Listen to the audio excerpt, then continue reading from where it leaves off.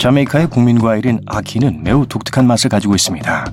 순하고 버터처럼 부드러운 맛이 나서 아키를 먹어본 사람들은 꼭 스크램블 에그 맛 같다고 말합니다. 아키는 완전히 익었을 때만 먹는 것이 안전하기 때문에 미국에서는 생 아키 열매를 수입하는 것이 거의 50년 전에 금지되었습니다. 유일하게 먹을 수 있는 부분은 하얀 크림색 살 부분입니다. 분홍색 부분은 맛있어 보이긴 하지만 속지 마세요. 매우 독성이 강합니다. 검은 씨도 마찬가지예요. 가시어지는 독소 때문에 미국에서 금지된 또 하나의 과일입니다.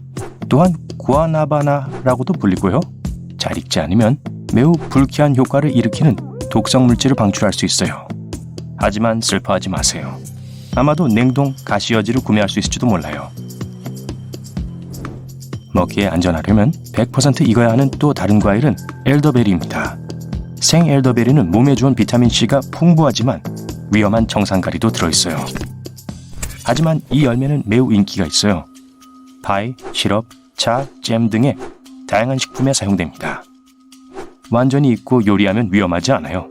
그리고 이건 판매 금지되지 않았어요. 청산가리는 그보다 1200배 더 강력한 테트로도톡신을 함유한 식품에 비하면 그다지 심각해 보이지 않습니다. 별미인 보거에 바로 이 물질이 들어있습니다. 이 생선을 그냥 먹으면 피해를 면할 수 없지만 전문 요리사들은 완벽한 기술을 터득했어요. 보거를 안전하게 먹으려면 독이 있는 부분을 제거하기만 하면 됩니다.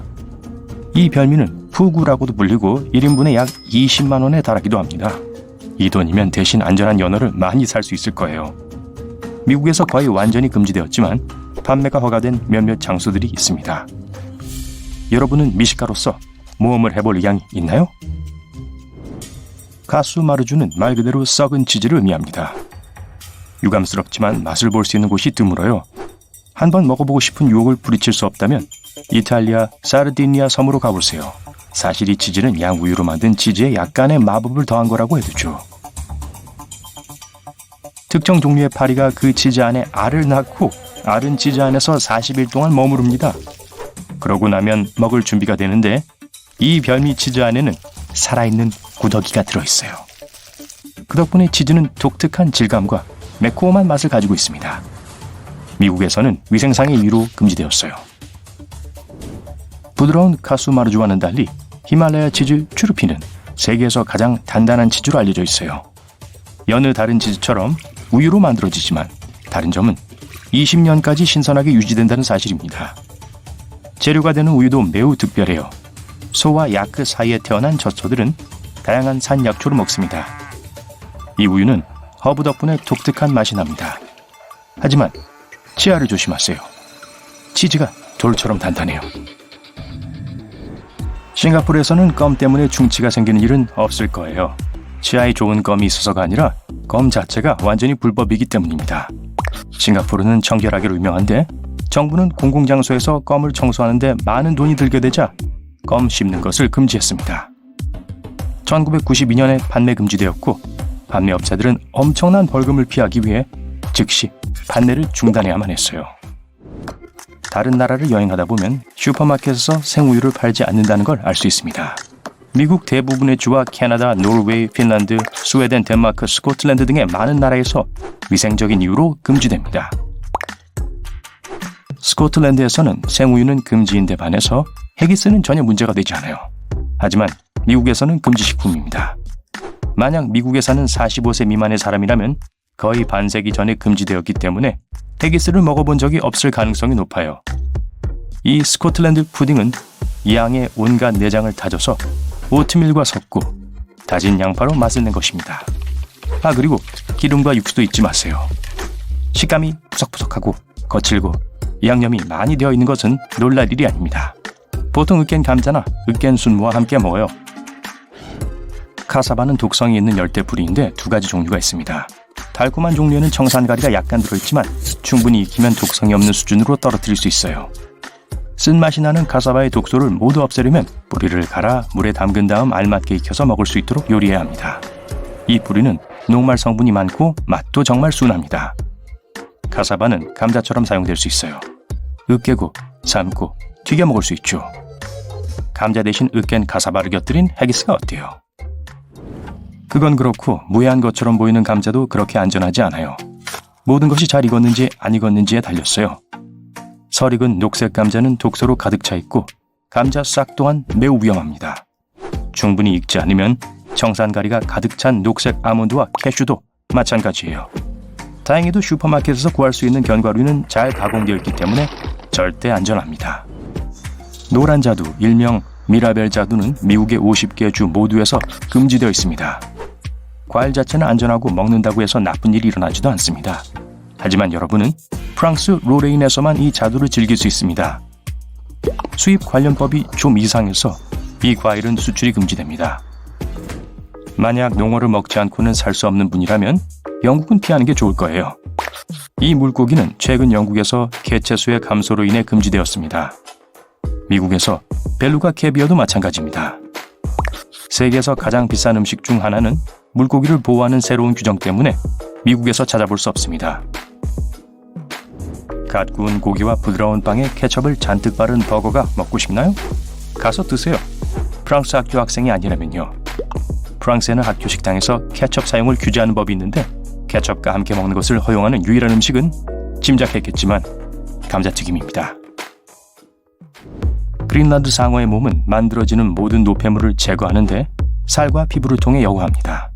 따라서 이 상어의 살엔 독성이 있어요. 먹지 않는 게 당연할 거라고 생각하겠지만 아이슬란드에서는 다릅니다.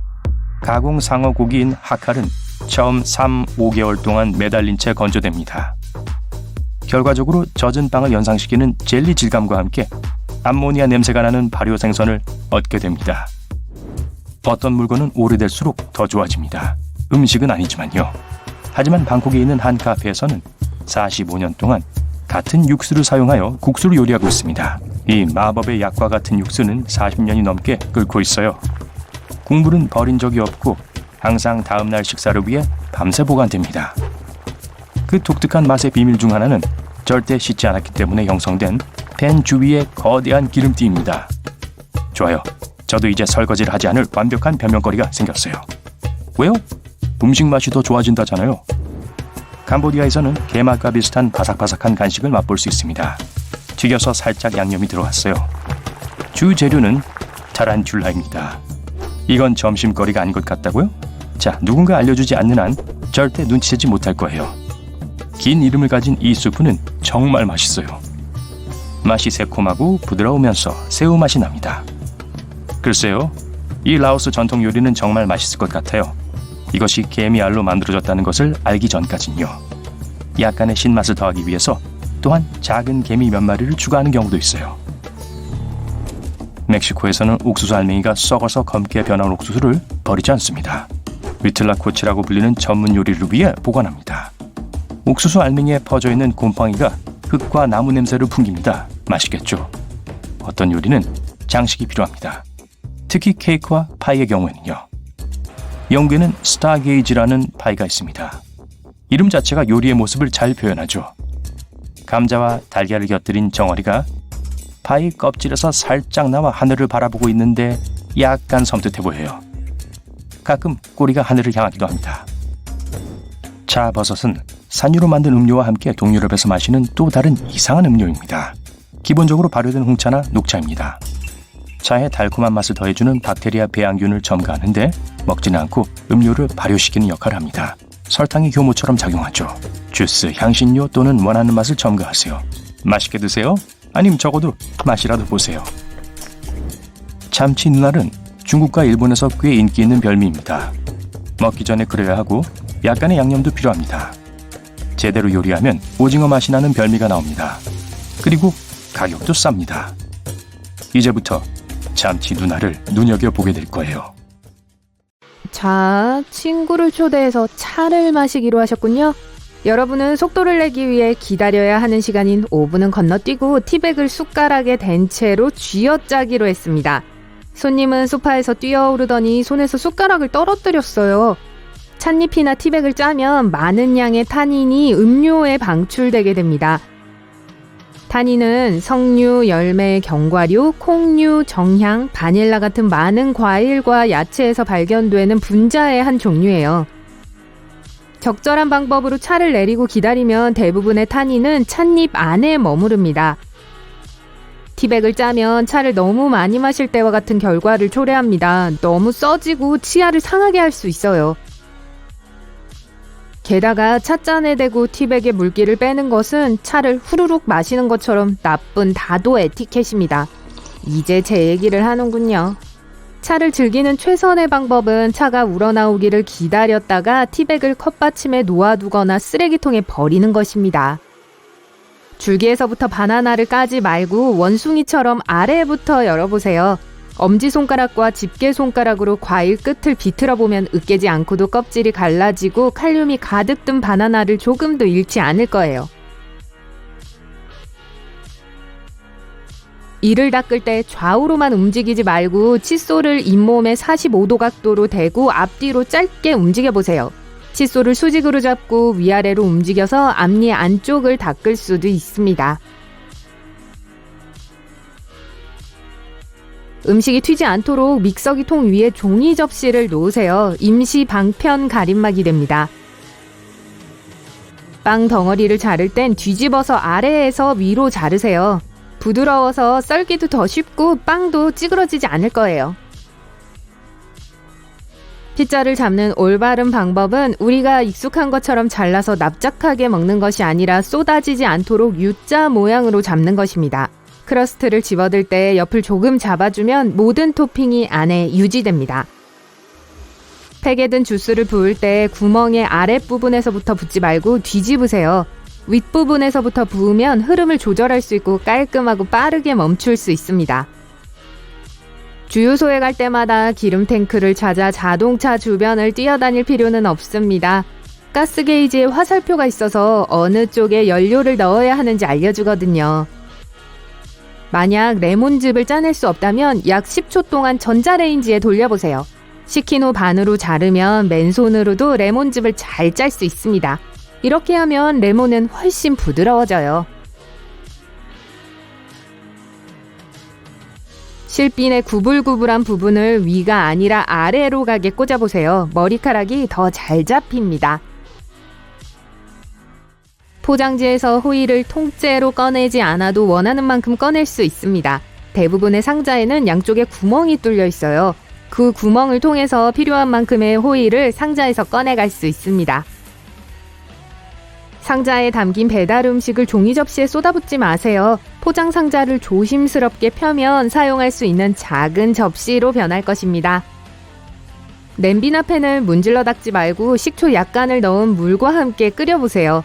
불을 끄고 식초물은 싱크대에 버려주세요. 얼룩이 쉽게 지워질 겁니다. 레몬 반쪽을 조리기구의 바닥과 옆면에 문지르면 더 윤이 나게 됩니다. 도마에 레몬즙을 뿌리면 양파를 자를 때 울지 않아도 됩니다. 아니면 양파를 냉동실에 15분 동안 넣어두었다 꺼내거나 물속에서 썰어도 됩니다. 이렇게 하면 눈물을 나게 하는 황화합물이 눈에 닿지 않을 거예요. 고기는 상온이나 뜨거운 물에서 해동하지 마세요. 이런 상태에서는 그 안에 있던 박테리아가 증식합니다. 네, 학교에서 배웠죠? 가장 안전한 방법은 미리 요리를 계획하고 포장된 고기를 찬물이 담긴 냄비에 넣어서 냉장고에 넣어두는 거예요. 그렇게 오래 기다릴 수 없다면 싱크대를 막고 얼린 고기 위로 찬물이 흐르게 두세요. 열은 공기보다 물을 통해 더 빨리 전달됩니다. 바보 같은 실수를 고치거나 마음을 바꿔서 뭔가를 숨겨야 한다면 글씨 위에 줄을 그어서 지우지 마세요. 숨기려고 하는 것 위에 아무 글자를 써보세요. 이제 아무도 그 글을 읽을 수 없을 겁니다. 음식을 전자레인지에 돌릴 때 접시에 골고루 담지 마세요. 가운데는 따뜻해지는데 시간이 더 걸리고 가장자리는 탈 수 있습니다. 가운데에 빈 공간을 동그랗게 남겨두면 음식의 모든 부분이 동시에 완벽히 따뜻해질 것입니다. 매듭을 풀 땐 가운데 부분을 통과한 끈을 잡아당기려 하지 말고 숟가락이나 망치로 두드려 보세요. 그런 다음 매듭을 비틀어 느슨하게 만들고 느슨해진 부분을 당겨보세요. 매듭이 쉽게 풀릴 거예요. 마늘 껍질을 빨리 벗기려면 손바닥으로 마늘 아래 윗부분을 눌러주세요. 마늘알을 다 분리했으면 그릇에 담고 뚜껑이나 다른 그릇으로 덮은 후 15분 동안 잘 흔들어주세요. 마늘이 용기의 옆면과 서로 부딪히면서 껍질이 분리될 것입니다.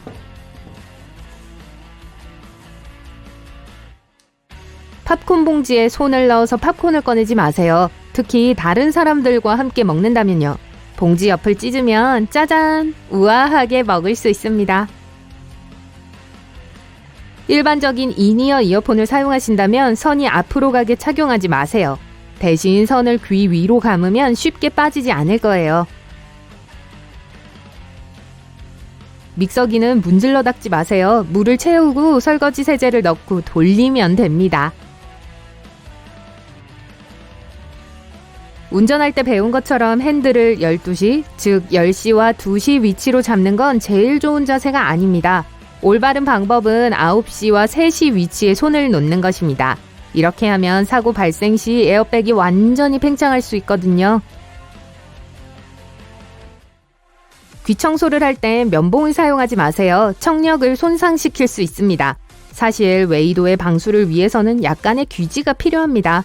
귀 바깥쪽은 면봉으로 닦아도 되지만 거기까지예요. 익지 않은 아보카도를 샀다면 냉장고에 넣어두고 익기를 바라지 마세요. 갓 수확한 아보카도가 익으려면 3일에서 6일 동안 상온에 두어야 합니다. 초콜릿은 냉장고에 넣는 대신에 시원하고 건조한 곳에 보관하세요.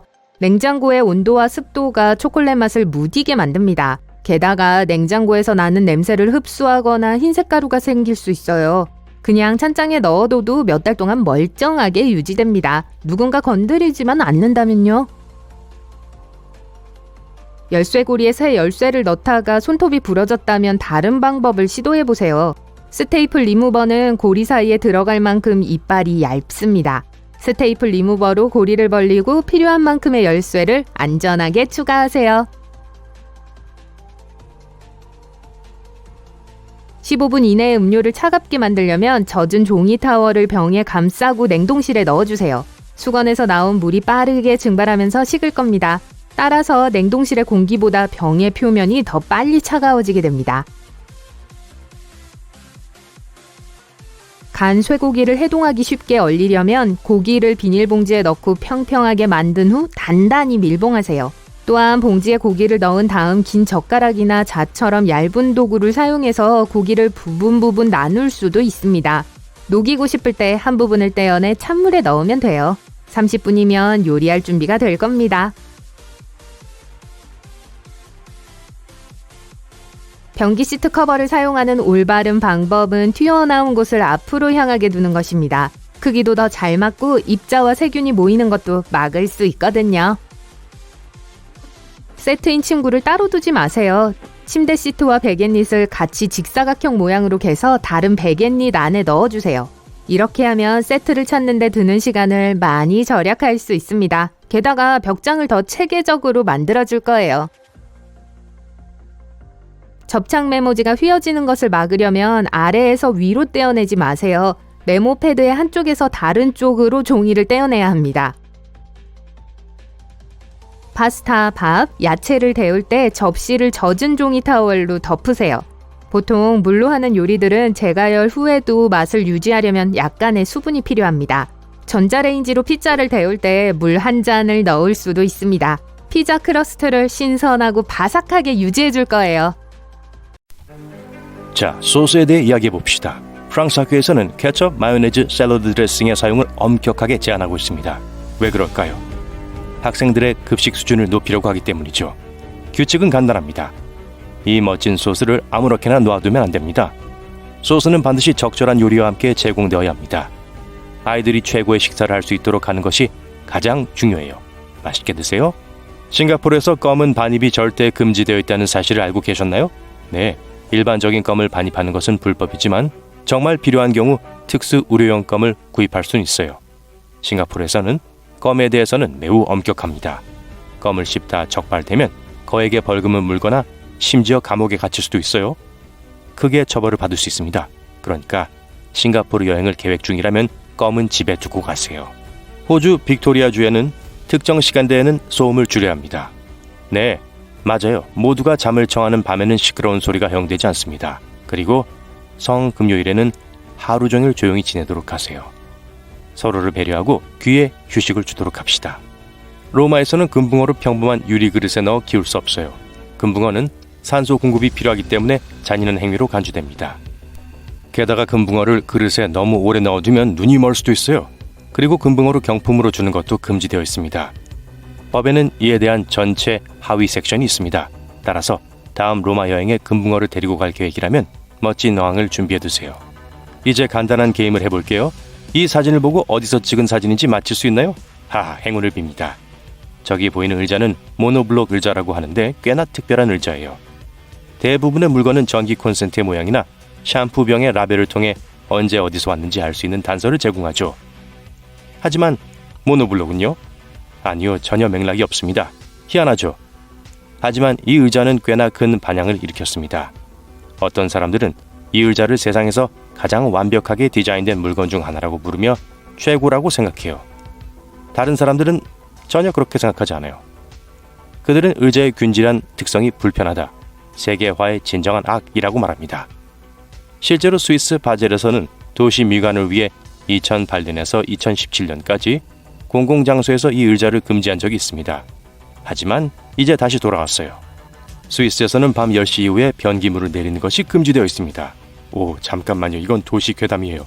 누군가 인터넷에 올린 글 때문에 이 괴상한 소문이 퍼진 거죠. 하지만 한밤중에 목욕을 하는 게 이상하긴 해요. 사실 시끄럽고 무례하기 때문에 늦은 밤에 목욕을 하는 것은 좋지 않습니다. 20분 이상 화장실을 독차지하는 한 밤 10시에서 새벽 6시 사이에 샤워를 하는 것을 막을 수 있는 이유는 없죠.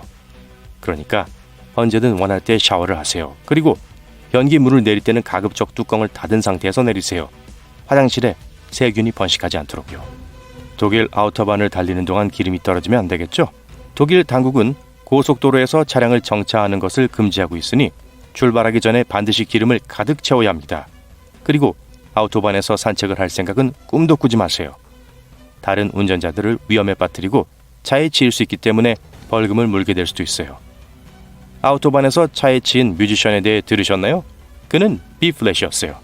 어쨌든 안전운전하세요. 그리스에서는 2009년부터 유적지에서 하이힐을 신는 것이 금지되어 왔습니다. 뾰족한 신발이 땅과 건축물을 손상시킬 수 있기 때문이죠.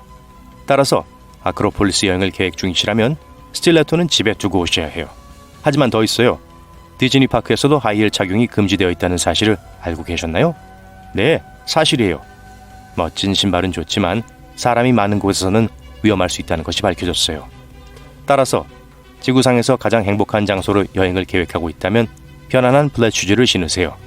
발과 미키마우스가 고마워할 거예요. 캐나다에서는 한 번의 거래당 25페니를 초과하여 사용할 수 없습니다. 네, 사실입니다.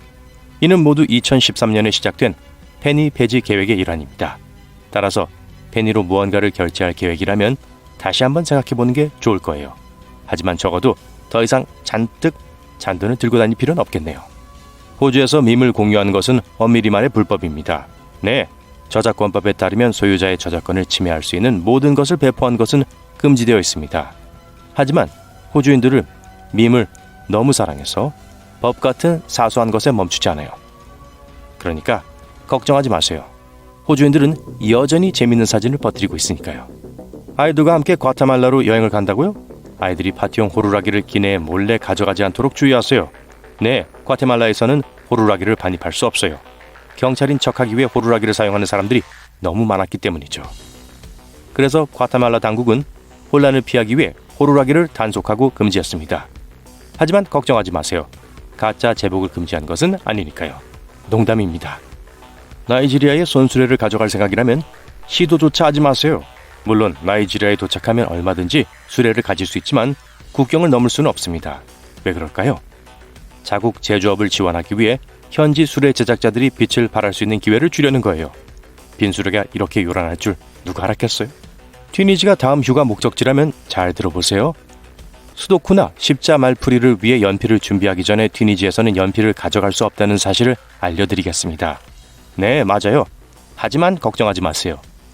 수입품에 한해서만 해당됩니다. 연필 반입이 왜 금지되는지는 알 수 없지만 후회하는 것보다 안전한 게 낫겠죠? 그러니까 현명하게 짐을 싸고 연필은 집에 두고 오세요. 비행 중에 두뇌를 예리하게 유지할 수 있는 새로운 방법을 발견하게 될지도 모르니까요. 그거 아세요? 중국은 2011년부터 시간여행 영화와 프로그램을 금지했습니다. 중국 당국은 이 영화들이 너무 부정확하고 역사에 대한 사람들의 인식을 망칠 수 있다고 생각하기 때문이죠. 따라서 중국으로 향하는 경우 들로리언을 수화물에 넣었다가 적발될까봐 걱정할 필요는 없지만 비행기에서 백투더퓨처 DVD를 시청할 계획이라면 집에 두고 오세요. 중국 시간여행법을 어기고 싶지 않다면요. 이탈리아의 아름다운 섬 카프리에서는 플립플랍을 신으면 안 된다는 사실을 알고 계셨나요? 현지인들은 평화롭고 조용한 곳을 너무 좋아해서 소위 지나치게 시끄러운 신발을 신는 것을 불법으로 만들었다고 합니다. 하지만 걱정하지 마세요. 이탈리아의 다른 지역에서는 시끄러운 신발을 신을 수 있으니까요. 카프리로 여행을 계획 중이시라면 플립플랍은 집에 두고 오세요. 실제로 이 법을 어긴 관광객들이 기소된 사례가 있으니 규칙을 어긴다면 그 결과에 직면할 준비를 하세요. 그러니 우리 모두 현지인들을 존중하고 신발을 조용히 신도록 합시다. 킨더 서프라이즈 캔디 에그 아시죠? 글쎄요, 미국에서는 금지되어 있습니다. 믿을 수 있나요? 안에 들어있는 작은 장난감은 질식 위험이 크다고 합니다. 심지어 이웃나라 캐나다에서 밀반입을 시도하다가 적발된 사례도 있다고 합니다. 사탕 밀수 혐의로요. 30만 명의 사람들과 8만 마리 이상의 말. 네, 아이슬란드입니다. 아이슬란드의 말 품종은 매우 특이한데 강하고 오래 살며 그 때문에 세계적으로 인기가 있습니다. 이 말은 북아메리카와 유럽에도 있지만 아이슬란드 사람들이 자기들의 품종에서 원하지 않는 특징이 있을 수 있어요. 그래서 아이슬란드 사람들은 아이슬란드 품종이 다른 품종과 섞이지 않기를 원했고 1000년 전에 말 수입 금지법을 통과시켰습니다.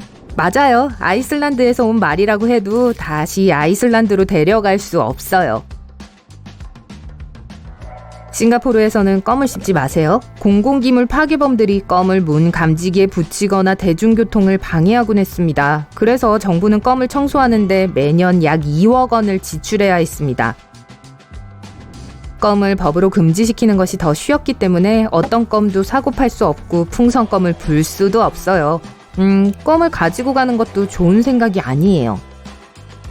이탈리아 도시 밀라노에서는 공공장소에서 얼굴을 찡그리는 것은 불법입니다. 적어도 몇 세기 전에는 그랬어요.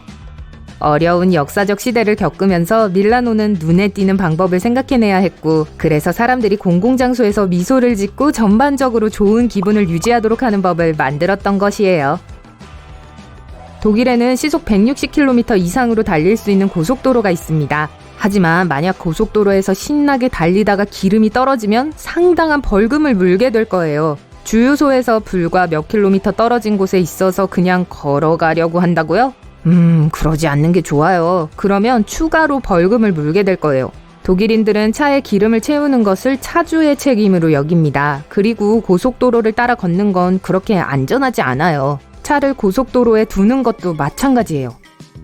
뉴질랜드에서 인사드립니다. 만약 수탉과 함께 열기구를 타면서 일요일 오후를 보내고 싶다면 다른 나라를 알아보는 게 좋을 거예요. 왜냐하면 뉴질랜드에서는 불법이거든요. 죄송합니다. 여기서 별로 멀지 않은 곳 호주에서는 1966년에 공공장소에서 연을 날리는 것을 금지하는 법이 있었어요. 만약 다른 사람에게 방해가 된다면 말이죠. 다행히도 1966년은 오래전 일이기 때문에 여러분이 공원에서 연 날리기를 한다고 해도 이 법으로 제지당하지는 않을 거예요. 하지만 호주에서 염소를 차에 묶어두는 건 불법이에요. 또한 배트맨과 로빈처럼 옷을 입지 마세요. 실제 정의의 사도가 아니라는 걸 경찰에게 증명하고 싶지 않다면요. 어떤 도시에서는 택시 운전사가 항상 트렁크에 건초 더미를 가지고 있어야 합니다. 적어도 1980년까지는 그랬어야 했어요. 이 법은 말이 여전히 유행하던 옛 시절에서 유래했습니다. 말을 연료로 채울 수 없으니까요. 그렇죠? 이제 미국으로 건너갈게요. 워싱턴에 있다면 빅풋을 뒤쫓을 생각조차 하지 마세요. 1969년에 빅풋이 멸종위기종으로 선언된 법이 통과됐습니다. 그러니까 예티에 대해서는 논의된 바가 없는 거죠.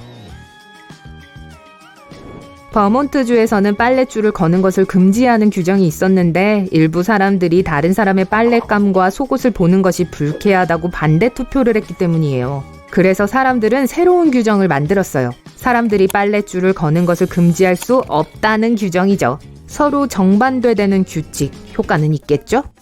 쉿, 들리세요? 누가 이 문 뒤에서 말을 하고 있나요? 아, 무슨 말을 하는지 궁금하네요. 잠깐 멈추세요. 여러분이 오클라호마에 있다면요. 법에 의하면 몰래 돌아다니면서 누군가의 대화를 우연히 엿듣고 나중에 그것을 퍼뜨리거나 출판할 수 없다고 합니다. 그러니 공유할 것이 있다면 오클라호마 사람들에게 가서 말하세요. 여러분의 비밀은 그곳에서 안전해요. 만약 여러분이 네바다에서 산책을 하다가 인도에 누워서 휴식을 취하기로 했다면 다시 한번 생각해보세요. 거기서는 불법이거든요. 바닥에 앉지도 마세요. 그것도 문제가 될 거예요. 사소한 차이지만요. 메릴랜드주 볼티모어에 가거든 사자를 영화관에 데려가지 마세요. 사자가 아무리 영화를 보고 싶어 한다고 해도 규칙은 규칙이에요. 또한 그곳에서는 위반해서는 안 되는 몇 가지가 더 있어요. 공공장소에서 나쁜 말을 하면 안 돼요. 바다에서 수영하는 동안 먹지 마세요. 공원에서 민소매 셔츠를 입지 마세요. 아이오와주에서는 고속도로를 향해서 벽돌을 던져서는 안 됩니다. 시의회에서 서면 허가를 받지 않는 한 말이죠. 글쎄요, 생각해보면 충분히 그럴만해요. 도시 곳곳에 있는 번쩍이는 대형 광고판을 보고 싶지 않다면 하와이로 가세요. 1920년에 광고판이 금지됐어요. 그게 하와이를 방문해야 하는 유일한 이유는 분명 아니지만 알아두면 좋아요. 그런데 버몬트 및 메인주와 같은 다른 주도 그 뒤를 따랐고 그 사실을 자랑스러워합니다. 조지아의 한 마을에서는 프라이드 치킨을 먹는 것을 매우 심각하게 여기는데 포크는 안 돼요. 손으로 먹어야 합니다. 실제로 2009년 식당에서 91번째 생일을 맞은 한 여성이 포크로 치킨을 먹고 있었는데 경찰이 와서 여성에게 체포한다고 말했어요. 그 여성은 나중에 풀려났지만 조지아에서 치킨을 먹을 때는 조심하세요. 치킨 얘기가 나와서 말인데 왜 닭이 길을 건넜는지 아세요? 확실하지는 않지만 제가 아는 건 그 농담이 확실히 조지아에서 유래한 것은 아니라는 점입니다. 왜냐하면 닭이 길을 건너는 건 불법이거든요. 실리 스트링이 재밌다고 생각하세요? 엘라바마주의 한 마을은 그렇게 생각하지 않습니다. 왜냐하면 모든 종류의 콩알탄, 스프레이 스트링과 유사한 물질을 보관, 사용, 저장, 판매, 제조 또는 증정하는 것이 철저하게 금지되고 있기 때문이죠. 조심하세요. 그리고 거기에 있을 때는 눈을 가리고 운전하지 마세요. 그것은 법으로 통과되었는데 말 그대로 길에서 눈을 떼지 마세요 라는 걸 철저히 지켜야 합니다. 자, 이제 그만해. 욕조에서 더 이상 잠을 자지 마, 당나귀야. 애리조나에 사는 사람들은 법을 어기지 않기 위해 당나귀에게 이렇게 말합니다. 1920년대에 지역 사람들은 한 목장 주인의 당나귀가 홍수로 떠내려가는 욕조에 있는 것을 보았습니다. 홍수는 지역 댐이 부서져서 발생했고 목장의 뒷마당에 욕조가 버려져 있었어요. 그 당나귀는 그저 거기서 낮잠을 자기로 한 것뿐이었어요. 긴 하루, 따뜻한 오후, 점심 후에 쏟아지는 졸음. 어쩔 수 없었다는 걸 이해할 수 있을 거예요. 사람들은 떠내려가는 욕조에서 당나귀를 구조한 후 그 마을에서 당나귀가 욕조에서 잠을 자는 것을 금지하기로 했습니다. 혹시 모르니까요. 한편 코네티컷주에서는 피클이 피클로 간주되기 위해서는 통통 튀어야 합니다. 1940년대에 심지어 두 남자가 불법적인 피클을 판매한 혐의로 체포됐습니다. 피클이 튀지 않았기 때문이었어요. 그런데 문제는 어떻게 피클이 튈 수 있죠? 한편 코네티컷에서의 또 하나의 에피소드로 손으로 걸으면서 길을 건너는 건 불법입니다. 이건 어기기 제일 힘든 법 중 하나네요. 가장 친한 친구의 생일이에요. 선물로 뭘 주면 좋을까요? 스파 상품권? 놀이공원 이용권? 멋진 식당에서의 저녁 식사? 쥐는 어때요? 불행히도 몬태나주에서는 쥐를 선물로 주는 건 불법이에요. 법을 준수하는 게 좋겠죠. 다행히도 플로리다에서 쥐는 아주 좋은 선물이에요. 적어도 다른 큰 동물들보다 훨씬 더 나아요. 왜냐하면 플로리다에서는 큰 동물에 대해서 주차비를 지불해야 하기 때문이죠. 낙타, 코끼리, 말, 그리고 나머지 동물 친구들. 미안하지만 규칙을 존중해야 합니다.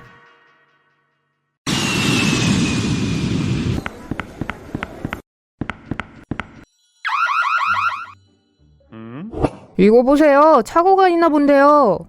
저는 유럽에서의 연례 휴가를 마치고 집으로 돌아가는 회사원일 뿐이에요. 미국 공항 검색대 직원이 여러분의 손가방에서 맛있는 프랑스 치즈 한 덩이를 꺼냅니다. 알고 보니 기내에는 아주 적은 양의 소프트 치즈만 가지고 탈 수 있습니다. 소프트 치즈는 액체로 간주되기 때문이죠. 재밌는 사실은 치즈 가는 강판은 아무 문제 없이 기내에 가져갈 수 있지만 소프트 치즈는 100mg 이하만 가능하다는 겁니다. 그게 최대 치즈 반입량이에요. 그리고 기내에서 치즈를 가는 건 안 돼요. 치즈는 비닐봉지에 안전하게 된 상태여야 합니다. 좋은 소식은요, 단단한 치즈는 얼마든지 반입이 가능하다는 겁니다. 자, 치즈와 여러분이 실수로 가져온 큰 물병, 크림이 든 튜브와 다른 멋진 기념품들을 압수당했어요. 제네바에서 구입한 저 멋진 스위스카를 보세요. 이제 이런 물건들은 경매에 붙여질 위험이 있습니다. 만약 운이 좋다면 공항 측에서 여러분의 소중한 기념품과 심지어 치즈까지도 집으로 유료로 배달하는 서비스를 제공할지도 모릅니다. 치즈가 상하지 않는다면요? 하지만 모든 공항에 해당되지는 않습니다. 그래서 금지된 품목 중 일부는 돈을 모으기 위해 경매에 붙여질 거예요.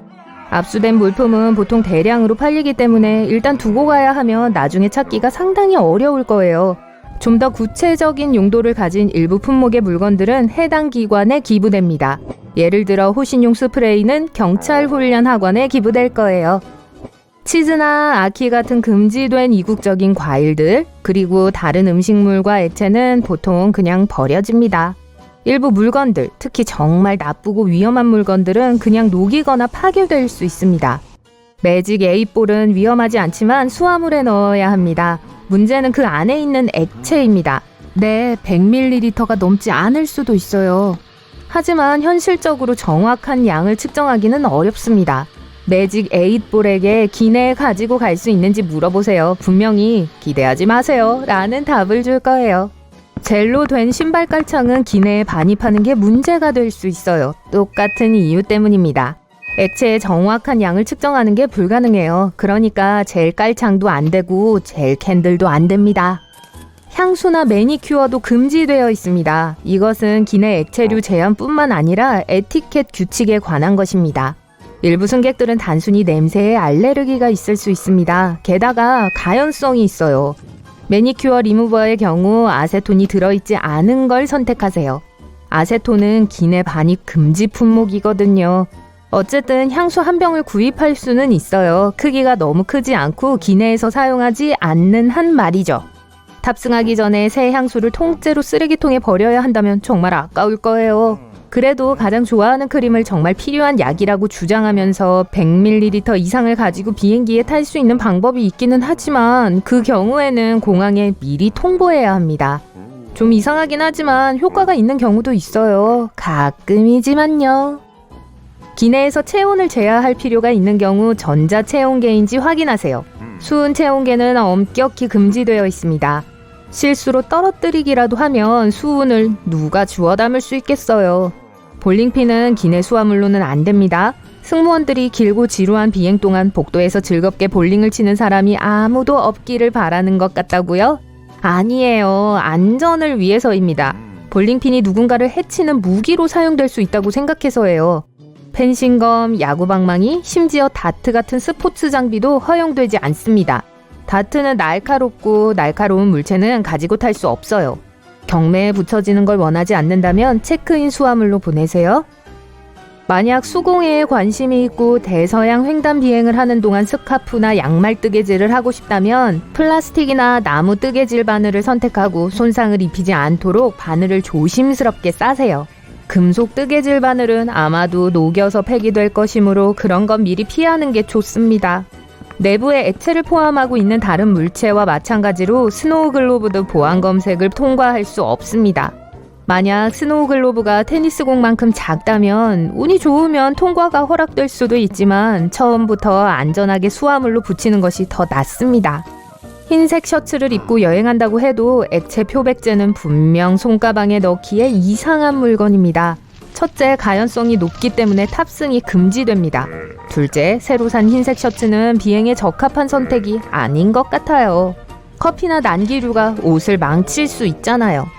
셋째, 기내 화장실은 세탁을 하기에는 너무 작습니다. 여러분이 출장 중인 미용사라면 항공편을 예약할 때 조금 더 투자해야 할 거예요. 기내에는 탈색제가 허용되지 않습니다. 날이 10cm 이하인 가위가 아닌 이상 가위도 환영받지 못합니다. 압수된 가위는 종종 학교에 기증되는데 버리는 것보다는 더 나은 대안입니다. 미용사들에게는 또 하나의 나쁜 소식이 있습니다. 부탄이 든 가스 카트리지 때문에 무선 고데기는 가지고 탈 수 없습니다. 좋은 소식은 전기 고데기는 전혀 문제가 없고 안전하다는 거예요. 미술가라면 보안 규칙에 이미 불만이 많을 거예요. 짐칸에서 페인트가 얼거나 상하는 것을 원하지 않기 때문에 반드시 기내에 가지고 가는 것을 원할 겁니다. 유화물감이 100ml 미만이라면 보안 검색대에서 문제가 없을 수도 있지만 가연성이 매우 높은 테르빈유는 절대 가지고 탈 수 없습니다. 기내식을 싫어하거나 기내식을 미리 주문하지 못한 경우 팬이나 냄비를 가지고 직접 요리할 수 있습니다. 아니죠. 요리할 수 없고 무쇠 냄비도 가지고 탈 수 없어요. 무쇠 냄비는 정말 무거워요. 그래서 위험할 수도 있습니다. 만약 미국 공항 검색대 직원이 그것을 압수한다면 지역 주방에 기부되는 것으로 끝나지 않을 거예요. 아마도 녹여버릴 겁니다. 사과나 바나나 같은 신선한 과일을 가지고 비행하는 동안 신선한 스무디를 먹고 싶다면 나쁜 소식이 있어요. 날이 없는 믹서기만 기내에 허용됩니다. 엄밀히 말하자면 날이 없는 믹서기는 믹서기가 아니죠. 아까 그 치즈 강판을 사용하면 어떨까요? 영국식 크리스마스 폭죽은 크리스마스 휴가 동안 즐거움과 행복하고 멋진 분위기를 만들 수 있지만 기내에서는 혼란만 불러일으킬 거예요. 잡아당길 때 나는 폭발음이 다른 승객들을 놀라게 할 수 있습니다. 파티용 폭죽이나 스파클러도 수화물 가방에도 넣을 수 없어요. 하이힐과 두꺼운 밑창은 금지 품목은 아니지만 몇 가지 문제를 야기합니다. 이런 신발을 신고 있다면 벗어서 스캔을 하도록 요구받을 수도 있어요. 물론 플라스틱 신발 커버도 있긴 하지만 공항 바닥은 세균으로 가득합니다. 웨딩드레스도 문제가 될 수 있어요. 일부 드레스는 엑스레이 기계에 들어가지 않기 때문에 이중으로 확인을 받아야 할 수 있습니다. 캠핑해요가 여러분 조심하세요. 아마도 캠핑용품은 수화물로 가능한 한 많이 붙이는 게 좋을 거예요. 만일 휴대용 배낭만 가지고 가볍게 여행한다면 아마도 목적지에 도착했을 때 새로 물건을 사야 할 거예요. 날카로운 물체이기 때문에 텐트용 말뚝은 가지고 탈 수 없습니다. 2.2kg 휴대 수화물에 드릴을 가지고 타는 사람도 드물겠지만 어쨌든 이것도 허용되지 않습니다. 만약 냉장고 자석은 너무 평범해서 드릴을 기념품으로 가져가고 싶은 창의력 넘치는 분이라면 그건 수화물로 붙이는 게 좋을 거예요. 드라이아이스 DIY 냉장고를 가지고 비행기를 타려고 한다면 분명 실패할 거예요. 드라이아이스는 가연성이 있기 때문에 안전 규정상 기내에서는 금지됩니다. 드라이아이스는 2.5kg까지 반입할 수 있지만 항공사의 허가가 필요합니다. 칼날이 노출된 모든 물건은 보안을 통과할 수 없습니다. 대신 일회용 면도기나 카트리지 날은 기내에 가지고 들어갈 수 있어요. 박스 커터와 같은 무딘 버터 나이프를 제외하고 모두 수화물로 붙여야 합니다. 고체 비누는 기내 반입이 허용되지만 가방을 스캔한 후 TSA 직원이 가방을 다시 확인하고 싶어 해도 당황하지 마세요. 화면에서 약간 이상하게 보일 수 있고 오해의 소지가 있습니다. 대신 액체 비누는 일반적인 액체 반입 규칙을 따릅니다. 배터리 규칙은 매우 다를 수 있어요. 누출 가능 배터리는 기내 또는 수화물로도 허용되지 않습니다. 그리고 리튬 배터리 또한 손상되면 화재를 일으킬 수 있기 때문에 기내에 휴대할 수 없습니다. 좋아요. 고양이와 함께 여행하는데 레이저 포인트는 고양이가 제일 좋아하는 장난감이에요. 그래도 이번 여행에서는 그것 없이 지내야 할 거예요.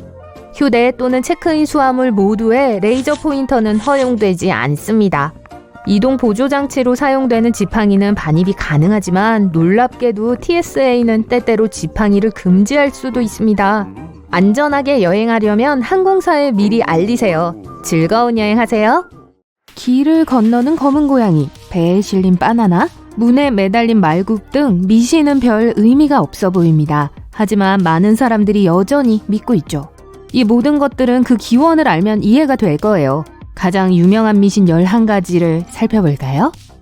축구 경기, 비즈니스 프로젝트 프레젠테이션 또는 까다로운 시험이 다가오고 있어요. 여러분은 실패하는 것이 두려워요. 그래서 나무를 두드립니다.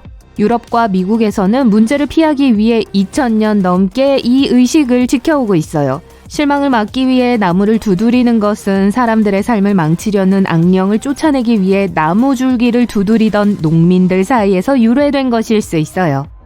어떤 사람들은 기울어진 사다리 밑을 걷는 것을 두려워합니다. 그리고 그러한 두려움의 이유가 뭔지 물어보면 아마도 대답하지 못할 거예요.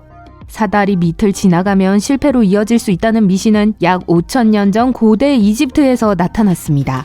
이집트인들은 이 형태를 신성하게 여겼기 때문에 피라미드도 삼각형이었어요. 기울어진 사다리도 삼각형 모양이기 때문에 그 아래를 걷는 것은 신성한 상징을 모독하는 것처럼 느껴졌습니다. 다른 문화권에서는 그러한 사다리가 악, 불행, 배신을 의미했고요.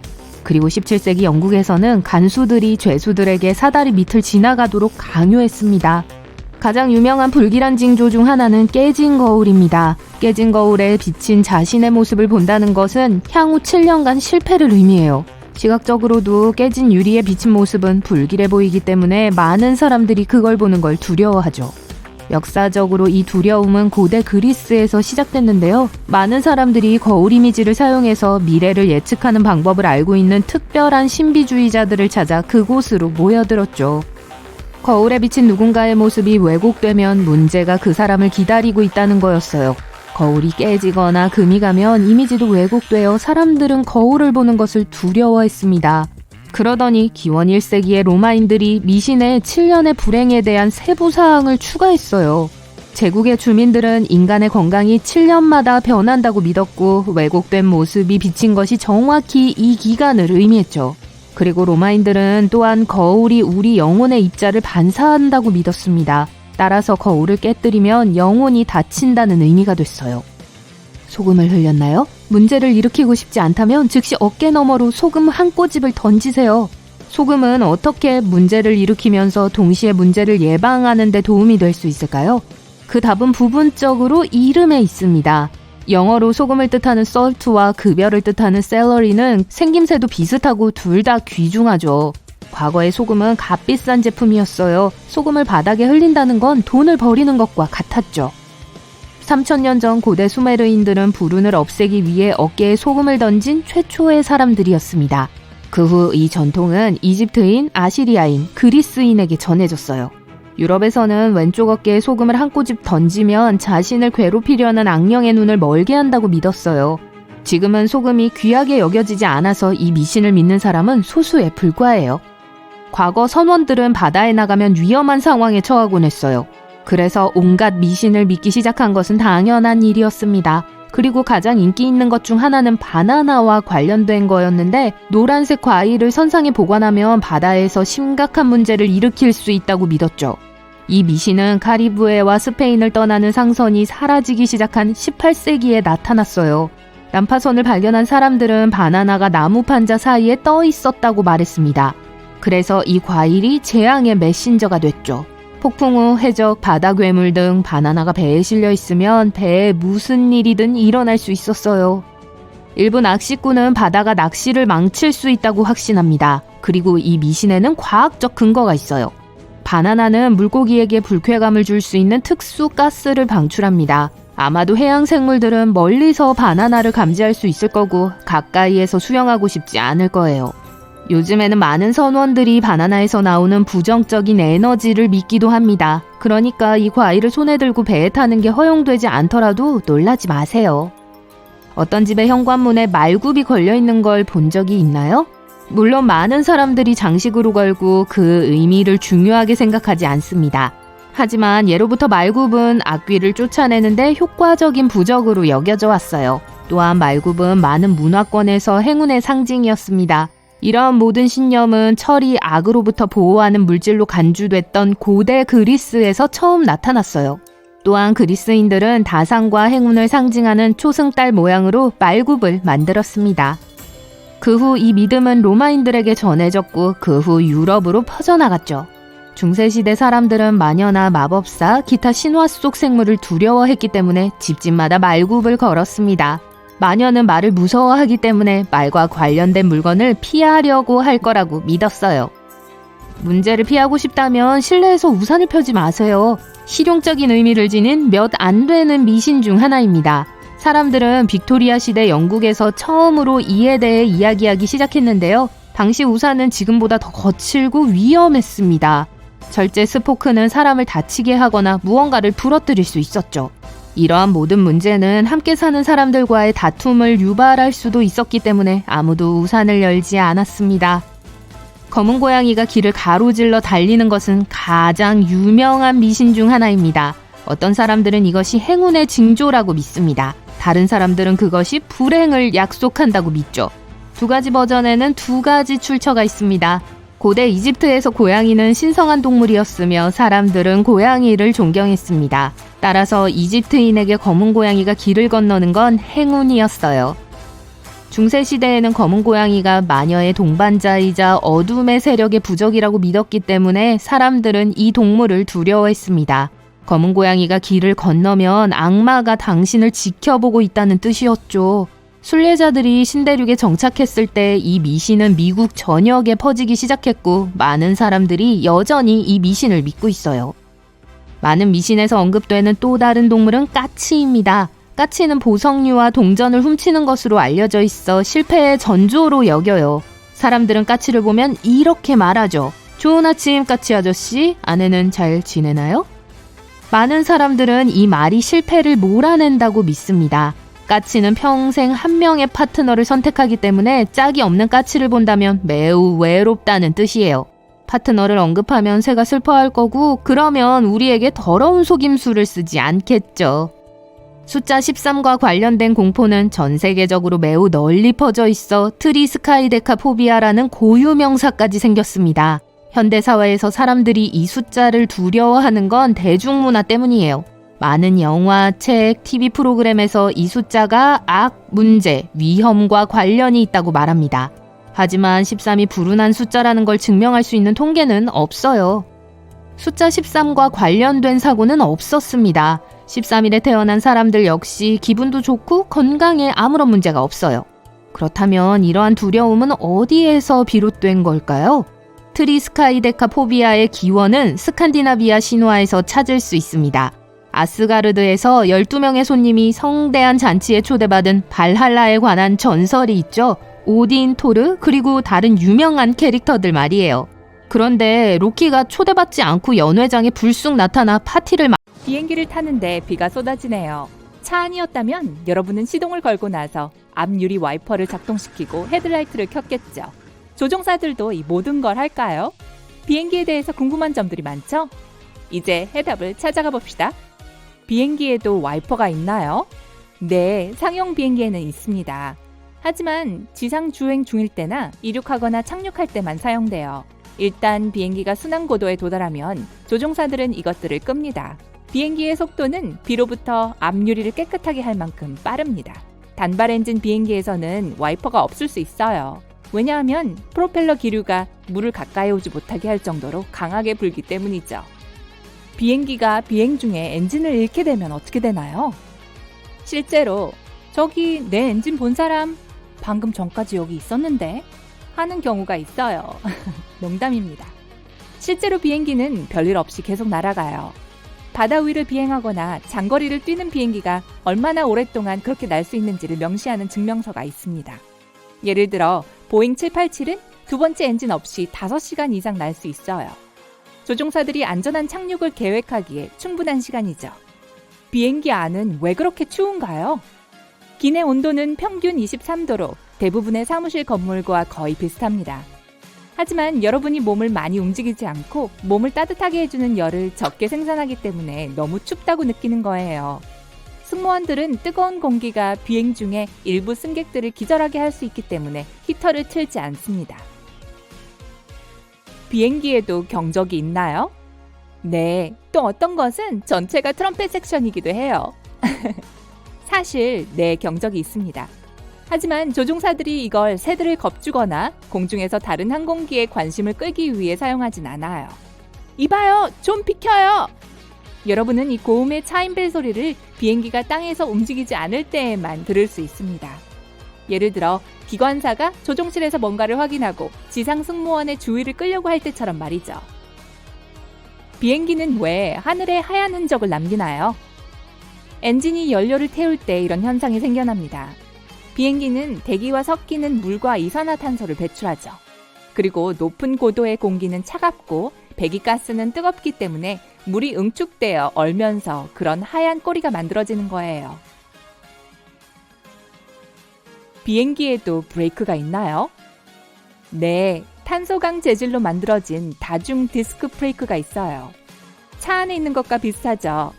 하지만 비행기가 땅에 닿을 때 멈추게 하는데 이것들만으로는 충분하지가 않습니다. 브레이크 시스템에는 날개 밖으로 미끄러져 나와 기류를 방해하는 다른 면들도 포함되어 있죠. 비행 중에 비행기 문이 열릴 수 있나요? 객실 압력은 그런 일이 일어나지 않도록 하는 힘입니다. 만약 누군가가 열려고 한다면 11,000kg 이상의 압력, 즉 선박용 다체 무게 정도를 이겨내야 해요. 게다가 항공기 구조물 내부 깊숙한 곳에 문을 제자리에 고정시키는 잠금 볼트도 있습니다. 비행기에 벼락이 내린다면 어떤 일이 일어나나요? 통계에 따르면 이런 일이 모든 상용 비행기에 1년에 한 번 정도 일어난다고 합니다. 하지만 항공기의 금속 부품과 필요 설비는 전기가 증가하는 것을 방지해주죠. 그래서 대부분의 경우 표면에 그을린 흔적만 남습니다. 왜 항상 좌석과 창문은 줄이 맞지 않나요? 좋은 질문이에요. 모든 상용 비행기는 좌석과 창문이 완벽하게 정렬되게 설계되었습니다. 하지만 항공사가 제트기를 구입할 때 종종 여분의 좌석을 추가하는 걸 선택하죠. 좌석이 더 많으면 더 많은 승객들에게 더 많은 표를 팔 수 있으니까요. 그 덕에 여러분의 시야가 더 좁아지고 다리 공간도 더 줄어들게 되지만요. 이제 어떻게 된 일인지 아시겠죠? 승무원들은 왜 머리 위 칸에 손을 대나요? 덮개가 잘 닫혀 있는지 확인하는 거라고 생각하는 분들도 계실 거예요. 하지만 아닙니다. 승무원들은 통로를 따라 좀 더 안정적으로 걷기 위해 머리 위칸 바닥에 숨어있는 난간을 사용해요. 엔진에 있는 저 하얀 나선형의 표시들은 어디에 쓰이나요? 지상 근무자들은 청력 보호 장치를 착용하기 때문에 귀로는 비행기에 접근하는 것이 안전한지 결정할 수가 없습니다. 그 대신 제트 엔진에서 움직이는 소용돌이가 보이면 그곳으로 접근하지 말라는 메시지로 이해하죠. 비행기 창문에는 왜 구멍이 있나요? 이 창문들은 실제로는 3개의 플렉시글라스로 되어 있습니다. 작은 구멍은 가운데 글라스에 있고요. 이것이 기체 내부와 외부의 엄청난 압력 차이를 조절하는 데 도움을 주어서 외부 창이 하중을 견뎌낼 수 있는 거예요. 만약 외부 창이 우연히 깨지더라도 구멍이 있는 가운데 창문으로도 온전히 있기에 충분합니다. 또한 그 구멍은 창문에 김이 서리지 않게 해줍니다. 날개에 고리가 왜 있나요?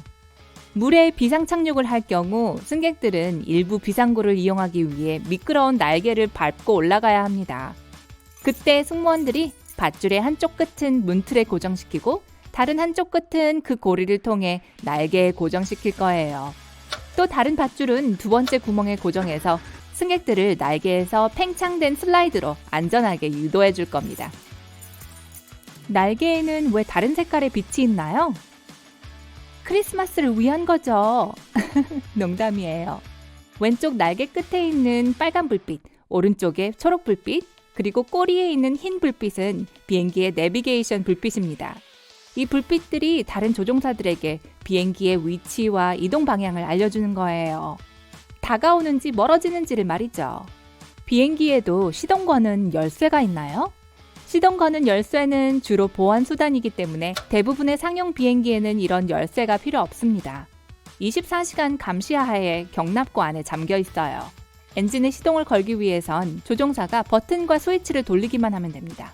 하지만 세스나와 같은 소형 전용기는 엔진의 시동을 걸 수 있는 열쇠가 있고 심지어 문도 잠글 수 있습니다. 창문 위에 있는 삼각형은 뭐죠? 검은색 혹은 빨간색의 이 스티커들은 승무원들이 날개에 움직이는 부분을 확인하고 싶을 때 어느 창문을 내다보는 것이 가장 좋은지 알려줍니다. 만약 비행 중에 멀미가 난다면 좀 더 편안한 여행을 위해 삼각형 사이에 있는 자리를 선택하세요. 비행기에서 더 많은 공간을 확보할 수 있는 방법은요? 운 좋게 통로 좌석을 얻었다면 통로에서 가장 가까운 팔걸이 아래 경첩 근처에 마법의 버튼이 있을 겁니다. 누르면 팔걸이가 좌석 뒤쪽까지 올라갈 거예요. 왜 대부분의 비행기는 흰색인가요? 이 색은 다른 색보다 태양을 더 잘 반사하기 때문에 비행기를 시원하게 유지하는 데 도움이 됩니다. 또한 표면이 흰색일 때 균열, 움푹 들어간 곳, 누설 및 기타 결함을 발견하기가 훨씬 쉬워요. 그리고 페인트를 칠하면 비행기가 545kg 더 무거워져서 더 많은 연료를 태우게 됩니다. 항공사들은 페인트 칠하지 않음으로써 비용을 절약하죠. 비행기에는 왜 승객을 위한 낙하산이 없나요? 페인트처럼 낙하산도 3,600kg 정도의 추가 무게를 더할 것입니다. 게다가 스카이다이버들은 슈트를 다루는 법을 배우기 위해 적어도 4시간의 훈련을 거쳐야 해요. 마지막으로 11,000m 상공에 있는 비행기에서 뛰어내리는 것은 안전하지 않습니다. 그 고도의 온도는 북극보다 더 춥기 때문이죠. 영하 54도예요. 더울 때는 비행기가 왜 날지 못하나요? 뜨거운 공기 중에 있는 분자들은 훨씬 더 많이 퍼져 있습니다. 비행기를 띄우기 위해서는 밀도가 높은 공기가 필요해요. 그래서 기온이 올라갈수록 비행기가 이륙하기가 더 어려워지는 거죠. 게다가 찌는 듯한 날씨는 내부 기계를 과열시키거나 심지어 일부 부품을 녹일 수도 있습니다. 그래서 밖이 40도가 되면 비행이 지연될 수 있는 거예요. 비행기 창문은 왜 둥근가요? 최초의 상용 비행기는 사각형 창문을 갖고 있었습니다. 얼마 후 더 높은 고도로 비행하기 시작하면서 기내에도 압력이 더 많이 가해졌는데요. 잦은 가압과 감압 때문에 창문이 변형되고 심지어 모서리가 있는 창문은 깨지기도 했습니다. 그래서 창문들은 압력을 훨씬 더 잘 견디는 둥근 모양으로 교체됐죠.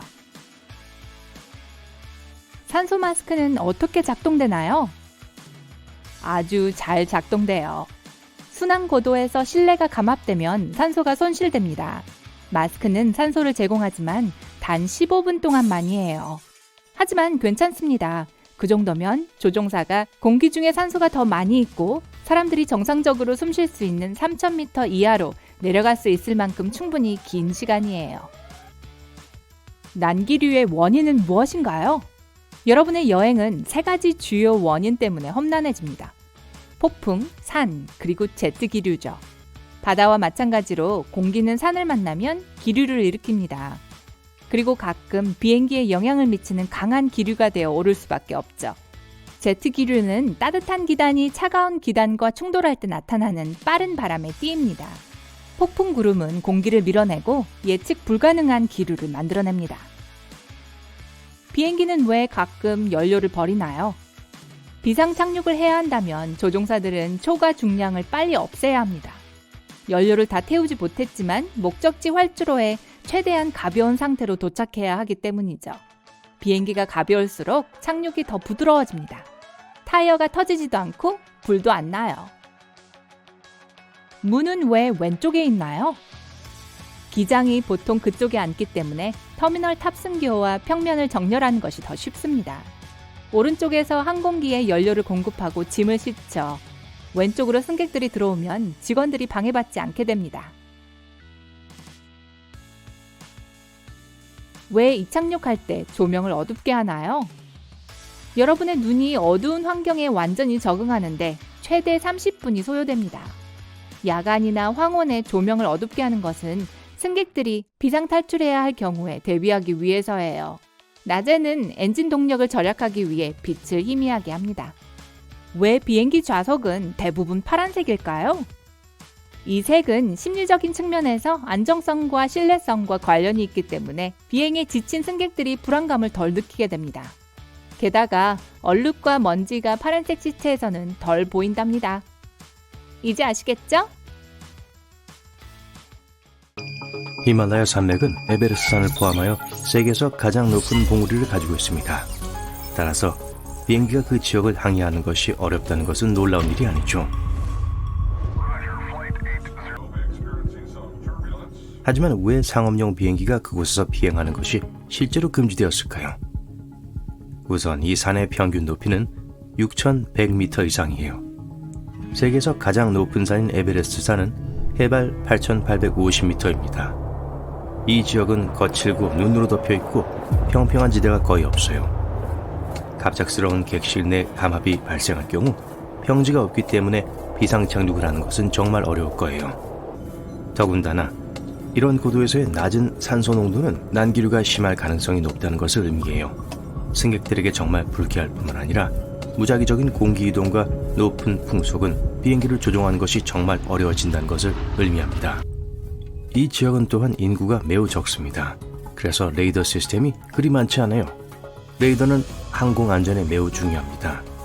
레이더가 없으면 조종사들은 비행 조건을 파악하기 위해 지상과 통신할 수 없을 거예요. 또한 그곳은 너무 추워서 제트 연료가 완전히 얼 수도 있습니다.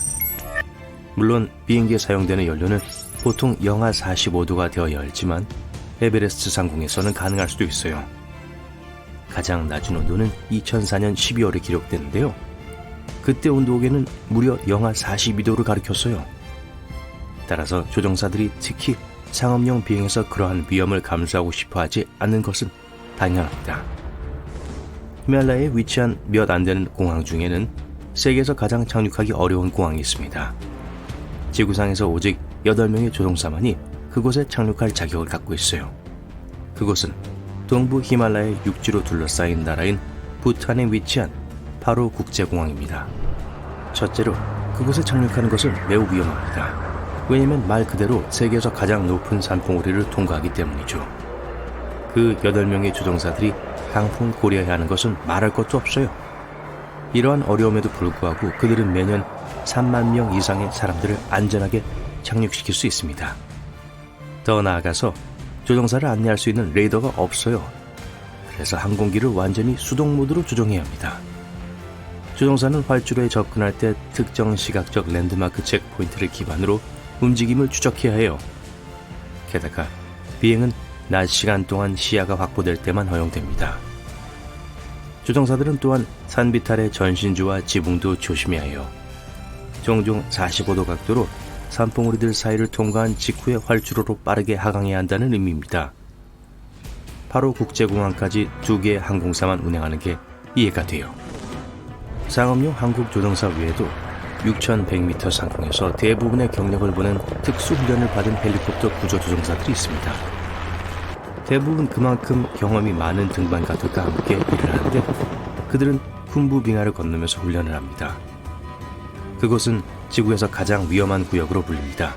6층 건물만큼 높은 얼음 기둥으로 이루어진 에베레스트 서쪽에 이 거대한 빙하는 끝이 보이지 않는 얼음 구멍으로 가득 차 있어요. 등반가의 경험 정도에 따라 빙하의 한쪽 끝에서 다른 쪽 끝까지 가는데 4시간에서 12시간이 걸립니다.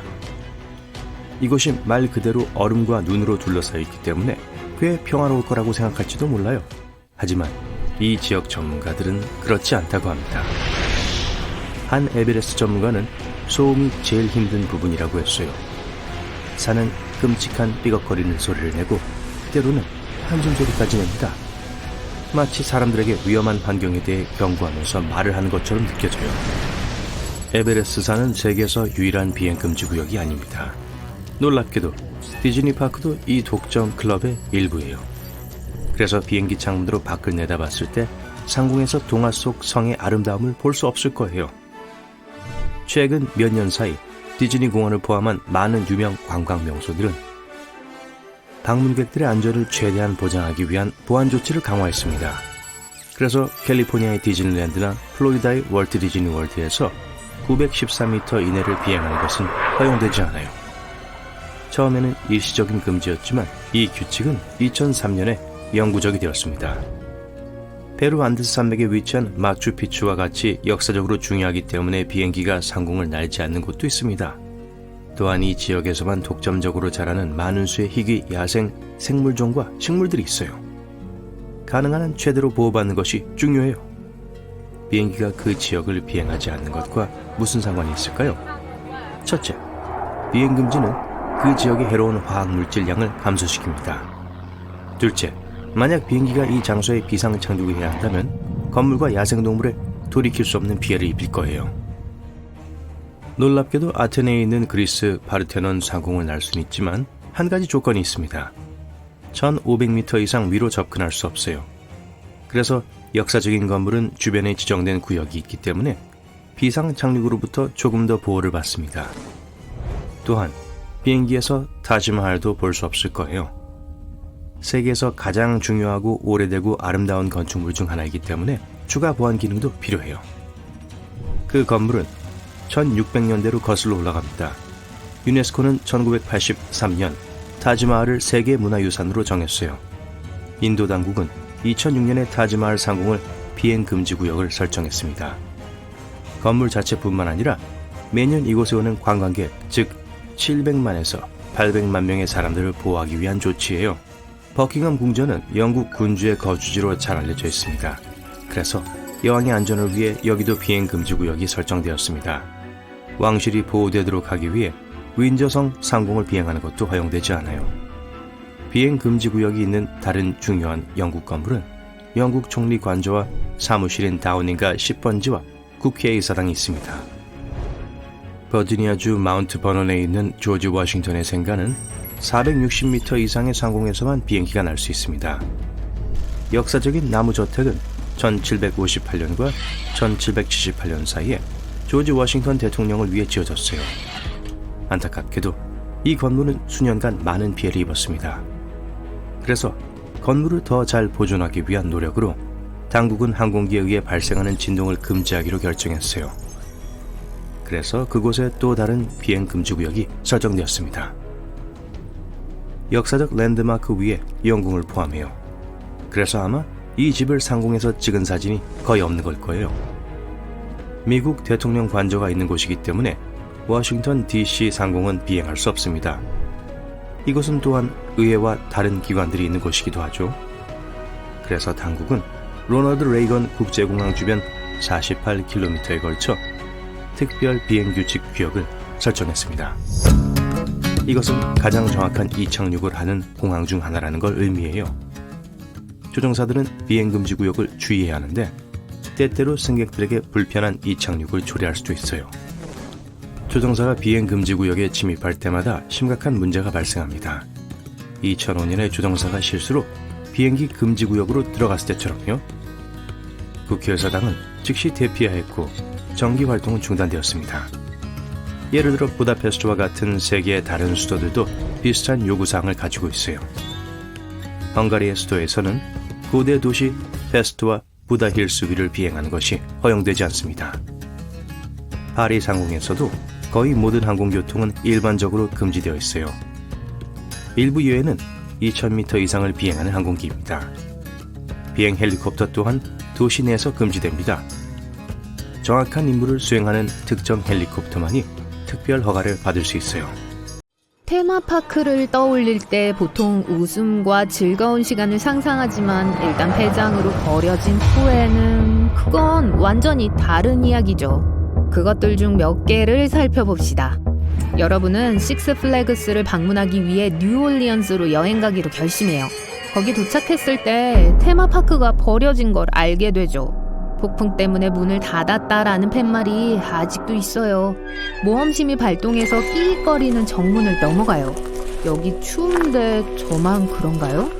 수영장 옆을 지나가는데 누군가가 안에 있는 것만 같아요. 가까이 다가가니 이런 악어예요. 도망치고 그건 내버려 두는 게 좋겠어요. 여러분은 계속해서 탐험해요. 그 공원은 도시의 프랑스 건축물에서 영감을 얻었지만 지금 건물은 더럽고 창문은 모두 산산조각 나 있으며 사방에 특이한 물건들이 있어요. 예를 들어 이 빈티지 롤러블레이드는 여기서 뭐 하고 있는 거죠? 공원은 허리케인 동안 문을 닫았고 2m의 물 아래에 있었어요. 금속 놀이기구들이 다 녹슨 게 이젠 놀랄 일도 아니죠. 이 회전목마는 별로 매력적으로 보이지 않네요. 다음에 다시 와야겠어요. 뭐 적어도 멋있는 사진 몇 장 찍었잖아요. 다음 건 더 신나게 만들어 봅시다. 여러분이 밤에 데디파크를 방문할 계획을 세웠다고 상상해보세요. 벨기에의 시골 어딘가에서 수년 전에 버려진 소름 끼치는 테마공원을 발견할 수 있을 거예요. 여러분은 핸드폰의 손전등 외에는 아무것도 갖고 있지 않아요. 다리 입구가 보이고 건너기 시작해요. 다리가 흔들거리고 삐걱거려요. 참고로 여러분은 유럽에서 가장 긴 흔들다리 중 하나를 건너고 있어요. 해냈어요. 주변의 숲은 무시무시하고 길을 따라 몇몇 버려진 명소들이 나타나기 시작해요. 숲이 빙글빙글 도는 그네 세트를 집어 삼켰어요. 이 거대한 슬라이드는 지금 쓰려고 한다면 부서질 거예요. 공원 상태가 너무 안 좋아요. 안전상 이유로 문 닫은 게 당연하네요. 지금은 나와서 낮에 돌아오는 게 최선이겠어요. 다음 방문지는 터키의 앙카파크로도 알려진 원더랜드 유라시아예요. 이 테마공원은 2019년 3월에 개장했지만 얼마 지나지 않아 문을 닫았어요. 일단 거대한 단지 안에 들어서고 빈 창고처럼 보이는 곳에 우연히 들어가는데 결국은 실내 롤러코스터네요. 모든 게 그대로 남아서 새 것이나 다름없어요. 여러분은 심지어 다음 출발을 위해 완벽하게 정렬된 롤러코스터 카트 중 하나에도 앉아봐요. 만약 정말 모험심이 느껴진다면 실내 코스터의 레일 위를 걸을 수 있어요. 떨어지지 않도록 조심하세요. 저기 플린트스톤이 있네요? 공원의 어린이 구역에는 어린 시절 데자부가 일어나요. 지평선에서 여러분은 주라기 월드 같아 보이는 걸 보고 그걸 확인하기로 해요. 바닥에는 버려진 거대한 티라노 동상과 가짜 공룡 해골이 놓여 있어요. 다른 버려진 공원들과는 달리 이곳의 모든 건 새 거여서 더 이상해요.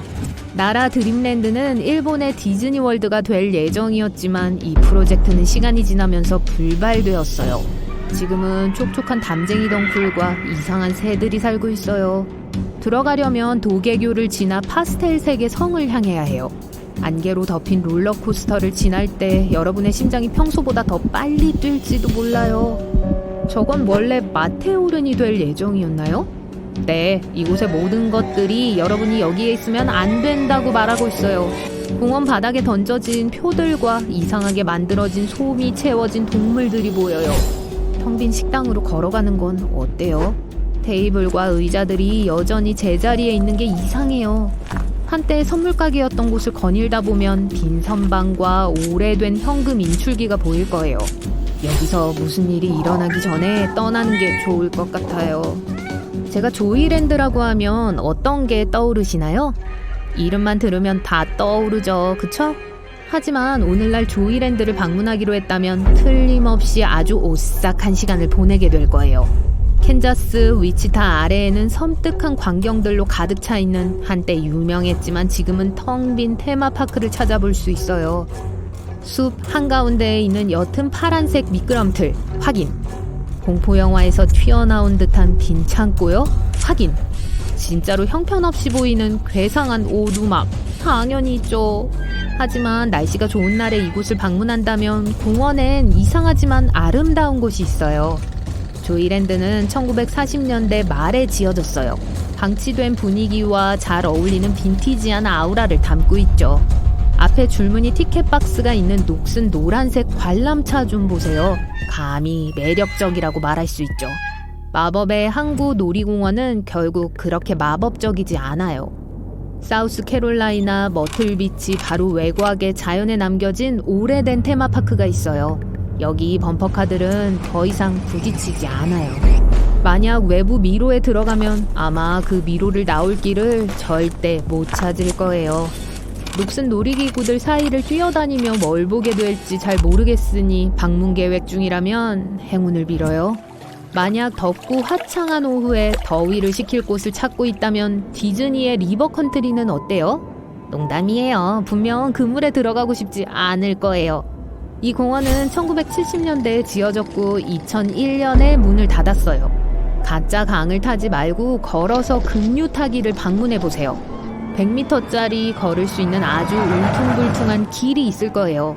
아마도 여러분은 만에서 그네 세트 역할을 했던 매달려 있는 타이어를 볼 수 있을 거예요. 케이블을 믿을 수 있다면 짚라인 타기도 시도해볼 수 있어요.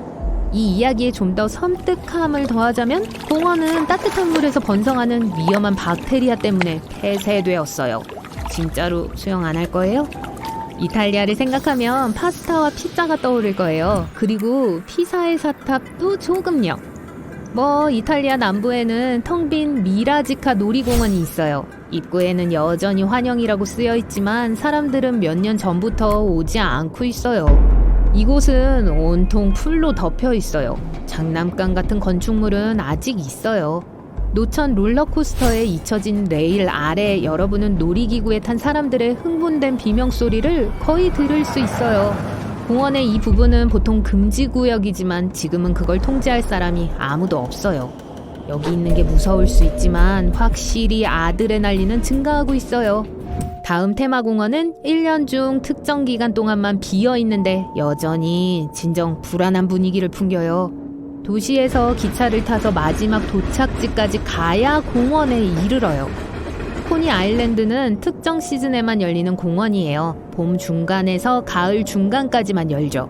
만약 이 불안한 분위기를 느끼고 싶다면 겨울에 방문해야 해요. 그러고 나서 아직도 머리 위에 걸려있는 조명 장식 불빛이 걸린 빈 노점들을 걸어보세요. 놀이기구들이 모두 멈춰서 있으니까 시간이 얼어버린 것 같아요. 말이 나와서 말인데 진짜로 얼기도 해요. 많이 쌓인 눈 아래 코니 아일랜드는 좀 덜 불안해 보여요. 또 한편으로는 눈이 풍경에도 영향을 미치죠.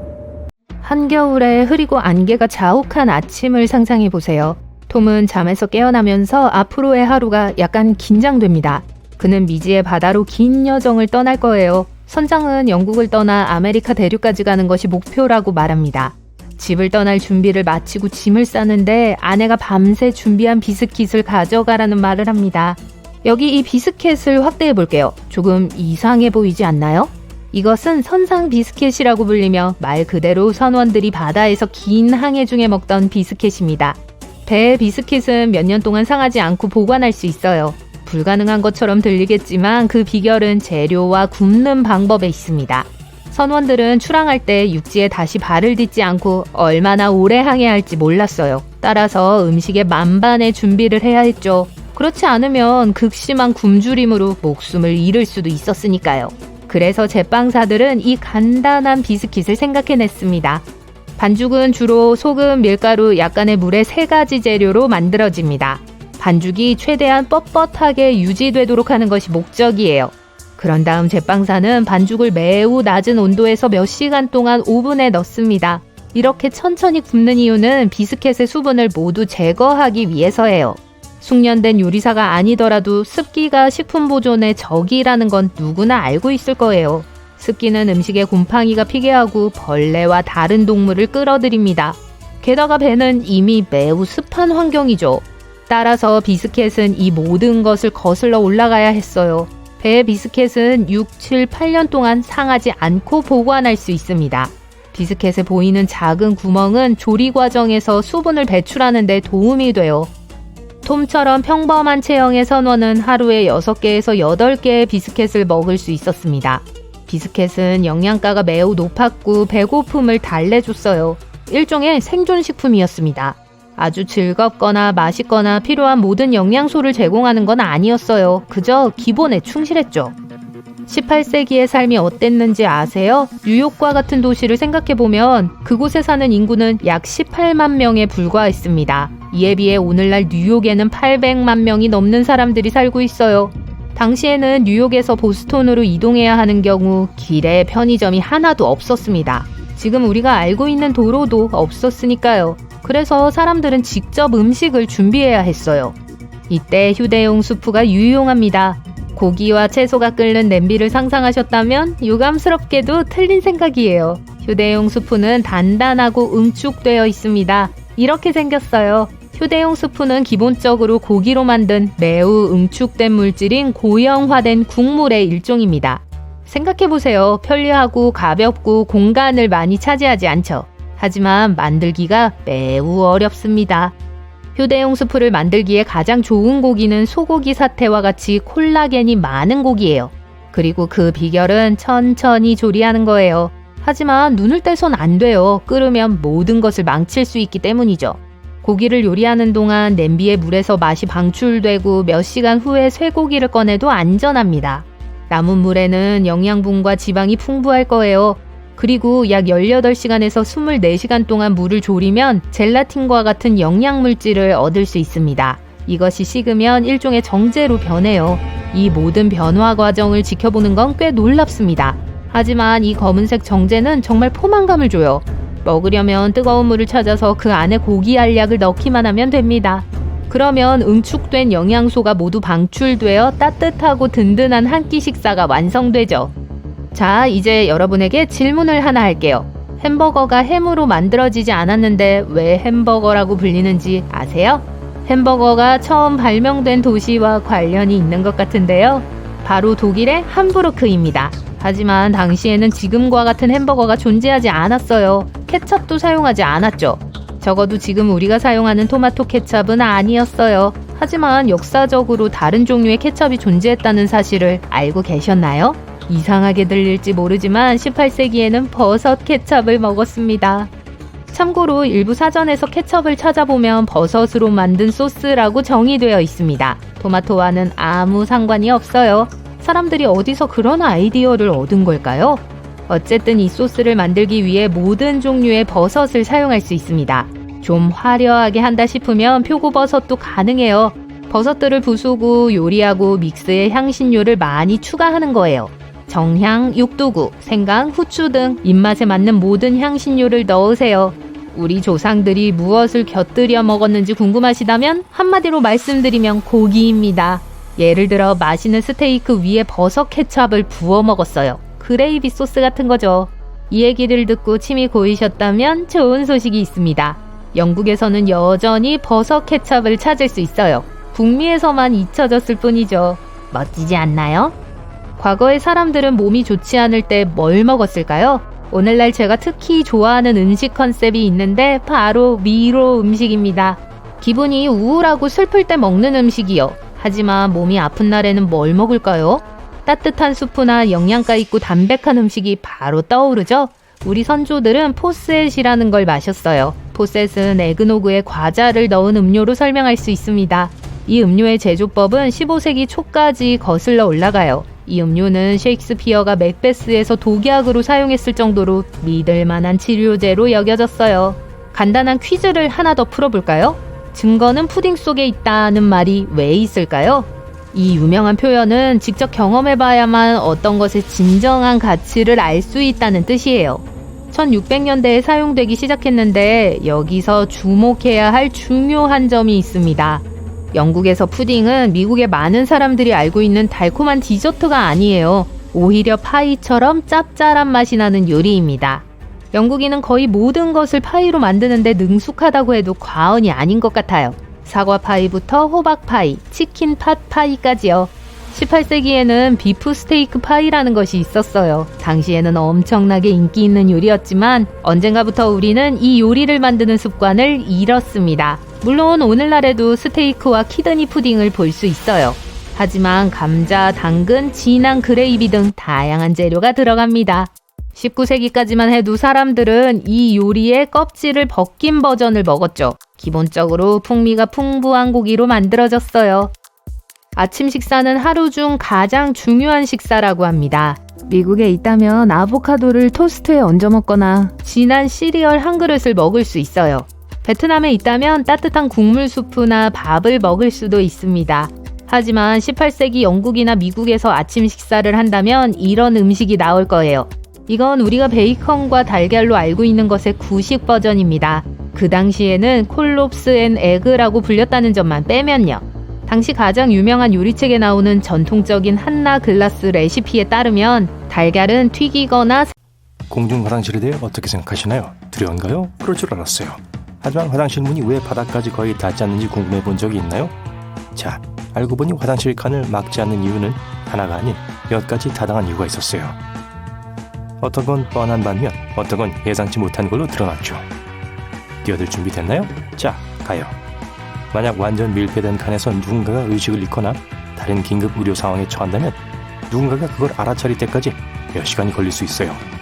그리고 알다시피 1분 1초가 중요한 비상사태가 있죠. 반면에 화장실 칸의 바닥과 문 사이에 틈이 있으면 기절해 있는 사람을 다른 사람들이 바로 알아챌 수 있어요. 게다가 이 경우 의료인이 그 틈으로 들어가 안에서 문을 열 수 있기 때문에 문을 부수지 않아도 되죠. 문 아래의 공간은 안에 누가 있는지 알 수 있도록 해서 사람이 있는데 다른 사람이 불쑥 들어닥치는 걸 막아주죠. 어떻게 하는 건지 알죠? 간 안에 사람 발이 보인다. 다른 비어있는 화장실을 찾아보거나 차례를 기다리죠. 게다가 공중 화장실 문이 바닥에 닿지 않아서 불필요한 줄을 막아주죠. 사람들은 빈 화장실을 기다리는데 얼마나 많은 시간이 필요한지 계산할 수 있고 기다릴 준비가 됐는지 아니면 다른 공중 화장실을 찾을지를 결정할 수 있죠. 완전 밀폐된 화장실은 내부의 냄새를 없애는 게 쉽지 않기 때문에 잊을 수 없는 토 나오는 경험을 선사할 수 있어요. 반면 트여있는 화장실은 공중 화장실 칸에서 필수적인 훨씬 더 나은 환기를 갖추고 있죠. 공기 순환 덕분에 나쁜 냄새가 더 빨리 사라지지만 저에겐 아직 충분히 바르지 않아요. 조금 더 명백하고 아마 가장 흔한 이유 중 하나가 완전히 밀폐되지 않은 화장실 칸이 더 저렴하다는 거예요. 우선 이런 화장실 문을 제작하는 데는 재료가 덜 들어요. 그러므로 이 문을 만들고 사고 설치하는 데 비용이 더 적게 들어요. 이는 사업주에게 가장 중요한 것 중 하나죠. 게다가 간단한 칸막이가 훨씬 더 쉬워요. 천장의 높이나 바닥의 평평함에 신경 쓰지 않아도 되죠. 하지만 바닥에서 천장까지 연결된 화장실을 주문하기로 결정한다면 맞춤 제작이나 정밀한 커팅과 같은 훨씬 더 많은 노력이 필요할 거예요. 많은 사업에서 이런 모든 문제가 재정적으로 말이 안 돼요. 화장실 칸 문 아래에 틈을 내면 모든 종류의 부적절한 행동을 힘들게 할 수 있어요. 심리적으로 사람이 덜 보호받고 밀폐되었다고 느낄수록 해롭고 위험한 일을 할 가능성이 적어져요. 그리고 공중 화장실 칸이 바닥까지 닿으면 사람들이 사적인 공간에 있는 것처럼 느낄 수 있어요. 그 결과 예를 들어 낙서를 그리거나 어떤 방식으로 화장실을 손상시키는 걸 주저하지 않을 거예요. 또 문 아래에 틈이 있으면 다른 방문객들이 문제를 일으키는 누군가를 알아차리고 그 행동을 즉시 중단시킬 수 있죠. 한번 자물쇠가 걸리면 스스로 완전히 밀폐된 화장실 칸에서 나오는 게 거의 불가능해요. 안에 갇혀서 도움을 청해야 하죠. 반대로 화장실 문 아래에 틈이 있으면 비상시에 그 아래로 기어서 쉽게 탈출할 수 있죠. 여러분이 볼일을 보고 나서 갑자기 화장실에 화장지가 없다는 걸 깨닫는 악몽 같은 상황을 상상해보세요. 불행히도 이 순간 완전 밀폐된 화장실에선 아무도 여러분을 구해줄 수 없어요. 하지만 문 아래에 틈이 있는 칸에서 이 비극적인 문제를 경험할 수 있을 만큼 충분히 운이 좋았다면 쑥스러움을 참고 이웃에게 약간의 휴지를 달라고 부탁해서 도움을 받을 수 있죠. 여러분도 공중 화장실에서 이런 장편일이 있었나요? 댓글로 알려주세요. 완전 밀폐된 화장실은 방문객들에게 아늑한 고립감을 줘요. 화장실 교통 혼잡에 소음을 차단하고 그 결과 사람들은 자신의 차례를 기다리는 다른 사람에 대한 감각을 잃게 되죠. 더 여유로워지고 볼일 보는데 더 오랜 시간을 보내게 되죠. 하지만 화장실 칸이 완전히 밀폐되지 않으면 방문객들은 더 서두르는 경향이 있어요. 교통의 속도를 높이고 화장실 줄도 없애죠. 그리고 마지막으로 아마도 틈을 남겨둔 가장 분명한 이유는 화장실 청소가 더 용이하기 때문일 거예요. 관리는 각 문을 열고 닫는데 시간을 낭비하지 않고 문 밑으로 그냥 간단하게 밀대를 밀 수 있죠. 화장실이 크면 이게 얼마나 시간 절약이 되는지 상상이 될 거예요. 바닥 세척도 마찬가지예요. 물이 흐를 수 있는 공간이 있으면 청소가 더 빠르고 효율적으로 되죠. 이런 여러분이 파티에 있는데 주변에 말 한마디도 못 붙이게 하는 불쾌한 사람들에 둘러싸였을 때 이것들을 정리해두세요. 이 간단한 공중화장실 관련 사실들을 갖고 말하는데 끼어들고 얼마나 방을 빨리 사람들이 떠나는지 보세요. 좋아요. 이제 알겠어요. 다시는 공중화장실 칸 문 아래에 구멍이 뚫린 거에 대해 불평하지 않겠다고 약속할게요. 하지만 제가 흥미를 느끼는 또 다른 질문이 있어요. 왜 모든 화장실 주 입구는 안쪽으로 열리나요? 제 말은 여러분이 들어갈 때 문을 밀어야 하고 나갈 때는 당겨야죠. 근데 반대로 하는 게 더 말이 되지 않을까요? 이렇게 하면 나갈 때 같이 쓴 손으로 문고리를 만질 필요가 없잖아요. 그냥 어깨로 밀기만 하면 자유잖아요. 비록 모든 공중 화장실이 그런 건 아니겠지만 대부분에서 나가려면 문 손잡이를 만져야 해요. 왜죠? 우선 문이 복도를 막는 걸 막아주죠. 화장실에 줄이 엄청 밀린다고 상상해보세요. 그 결과 만약 문이 나갈 때 밀기 타입이라면 더 많은 공간을 차지해 복도를 걸어가는 사람들이 문 앞에 서서 더 복잡해질 거예요. 또 많은 공중 화장실 옆에는 옷장, 음수대, 그리고 다양한 시설들이 있죠. 바깥으로 열리는 문은 이런 편의시설을 이용해야 하는 사람들에게 많은 불편을 줄 거예요. 게다가 비상 상황이 발생하면 복도를 돌아다니는 게 얼마나 어려울지 상상이 되나요? 화장실 문은 대피시 이동을 방해하거나 막으면 안 돼요. 또 공중 화장실에 들어올 때 밀기 문이 있는 또 다른 이유는 안전이에요. 첫째, 이 문들은 내부에 자물쇠와 경첩이 있어요. 그래서 아무도 여러분을 화장실에 가둘 수 없죠. 그리고 두 번째로, 만약 화장실에 나갈 때 밀기문이 있으면 문을 너무 빨리 열다가 그 순간 문을 지나쳐오는 사람을 다치게 할 수 있어요. 또 안쪽으로 열리는 문은 불쾌한 냄새를 처리하는 데 도움이 되는데 이건 공중 화장실에선 드문 일이 아니죠. 문제는 화장실에서 문을 열면 바깥의 신선한 공기와 냄새나지 않는 공기가 안으로 빨리 들어가 악취를 없애는 데 도움이 된다는 거예요. 바깥으로 열리는 문의 경우 패턴이 반대라서 악취가 계속해서 화장실에서 빨려 나올 거예요. 화장실에 있을 때 사생활이 좀 필요하다는 것에 왈가왈부하진 않겠죠. 하지만 동시에 화장실에서 밖으로 열리는 문은 방문객과 행인들에게 화장실 안에서 일어나는 일을 안쪽으로 열리는 것보다 훨씬 더 잘, 제한 없이 볼 수 있게 해줘요. 들어갈 때 밀기문은 또한 여러분이 화장실에 손에 뭔가를 씻으러 갈 때도 이치에 맞아요. 이렇게 하면 어깨로 화장실 문을 열 수 있고 문 손잡이를 만지지 않아도 되죠. 그리고 마지막으로 제 개인적인 관찰에 따르면 사람들은 보통 화장실을 나갈 때보다 들어갈 때 더 서둘러요. 누가 알겠어요? 저 들어갈 때 밀기문으로 절약된 그 소중한 순간들이 불쌍한 영혼들이 극도로 불쾌한 순간을 경험하는 걸 몇 번 막아줬죠. 제 말이 뭔지 안다면 말이에요. 아마 알아들으셨을 거예요. 저 물 내리세요. 자, 오늘 새로운 걸 배웠다면 영상에 좋아요를 누르고 친구와 공유해주세요. 그리고 여기 여러분이 즐길 만한 다른 영상들도 있어요. 왼쪽 또는 오른쪽을 클릭하고 기억하세요. 밝은 면과 함께 하세요. 영화에서 나오는 핸드폰 번호는 보통 555로 시작하고 뒤에 4자리 번호가 나옵니다. 알고 있었나요? 수십 년 전 핸드폰 번호는 교환명이라는 용어로 알려진 지리적 명칭의 첫 두 글자를 딴 숫자로 만들어졌어요. 예를 들어 펜실베니아에 있는 94000이라는 번호에 전화하고 싶다면 먼저 교환명인 73을 누른 다음 94000을 눌러야 합니다. 숫자 7은 키패드에선 알파벳 PQRS를, 숫자 3은 DEF를 의미합니다. 숫자 55와 일치하는 교환명은 찾기 어려웠어요. 5는 알파벳 JKL을 상징하는데 이 글자들을 연속으로 나열해 구성할 수 있는 희귀한 지명 중 하나는 바로 클론다이크입니다. 그 결과 이 숫자 조합이 자주 사용되는 일은 없었고 결국 클론다이크 5는 영화판으로 넘어가기 전 회사 광고용 숫자로 변했어요. 그 후 결국 지역 코드가 생겼고 교환명은 사용이 중지됐어요. 하지만 숫자 555는 오늘날에도 헐리우드에서 사용되고 있죠. 미국의 북미 번호 계획국은 핸드폰 번호를 공급하는 역할을 맡았어요. 그중 555-0100번부터 555-0199까지는 헐리우드에서 사용하도록 지정되어 있어요. 영화를 본 팬들이 더 이상 스크린에 나온 번호로 전화해서 애꿎은 사람들을 괴롭히지 않도록 방지해줬죠. 핸드폰은 기존의 벽돌급 두께에서 종이처럼 얇게 생산되고 있죠. 하지만 지난 수십 년 동안 심카드만큼은 큰 변화가 없는 것 같아요. 심카드의 역할은 사람들이 합법적 가입자로서 핸드폰을 사용하고 있는지 확인하는 것입니다. 각 사용자가 그들에게 주어진 핸드폰 번호로만 기지국과 연결되는 것이죠. 심카드에는 두 가지 유형의 정보가 저장됩니다. 하나는 국제 모바일 가입자 구별자, 그리고 하나는 인증 키입니다. 이 둘은 여러분의 핸드폰과 네트워크 사이의 비밀 수신을 가능하게 합니다. 네트워크가 여러분의 핸드폰을 인식하고 확인하면 모든 게 정상적으로 작동하게 됩니다. 이 정보는 이제 핸드폰 기기에 실제로 프로그램될 수 있는데 몇몇 핸드폰 회사들은 그들의 최신 모델에 이 심카드를 추가하고 있어요. 전자 심카드는 여러분의 핸드폰 번호로 다시 프로그래밍 될 수 있지만 핸드폰에서 제거할 수는 없어요.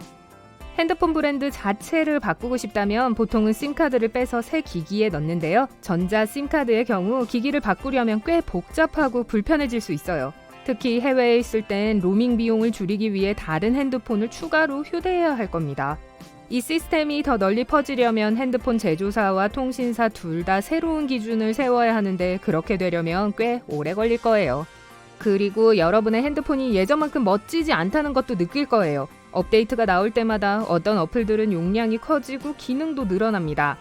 핸드폰의 운영체제를 더 멋지게 만들기 위해 업데이트에 새로운 디자인이 추가되는데 이 탓에 오래된 기기의 경우 속도가 느려집니다. 업데이트가 나오면 바로 실행하지 말고 일주일 정도 기다리는 걸 추천하는 사람들도 있는데요. 업데이트 중 20%는 초기 단계에서 불안정함을 보이기 때문이에요. 저랑 비슷하네요. 그러니 다른 사람들이 업데이트를 직접 시험하도록 두고 보는 거예요. 만약 문제가 있다면 알게 될 공산이 커요. 마치 악어 연못이 안전한지 미리 한번 시험하는 것과 비슷하죠. 제가 해보라고요? 괜찮아요. 먼저 하시죠. 핸드폰이 업데이트를 자주 요청한다는 것도 알게 될 거예요. 그건 여러분의 핸드폰이 점점 구식이 되면서 소프트웨어가 원활하게 돌아가기 위해 업데이트가 필요하기 때문이에요.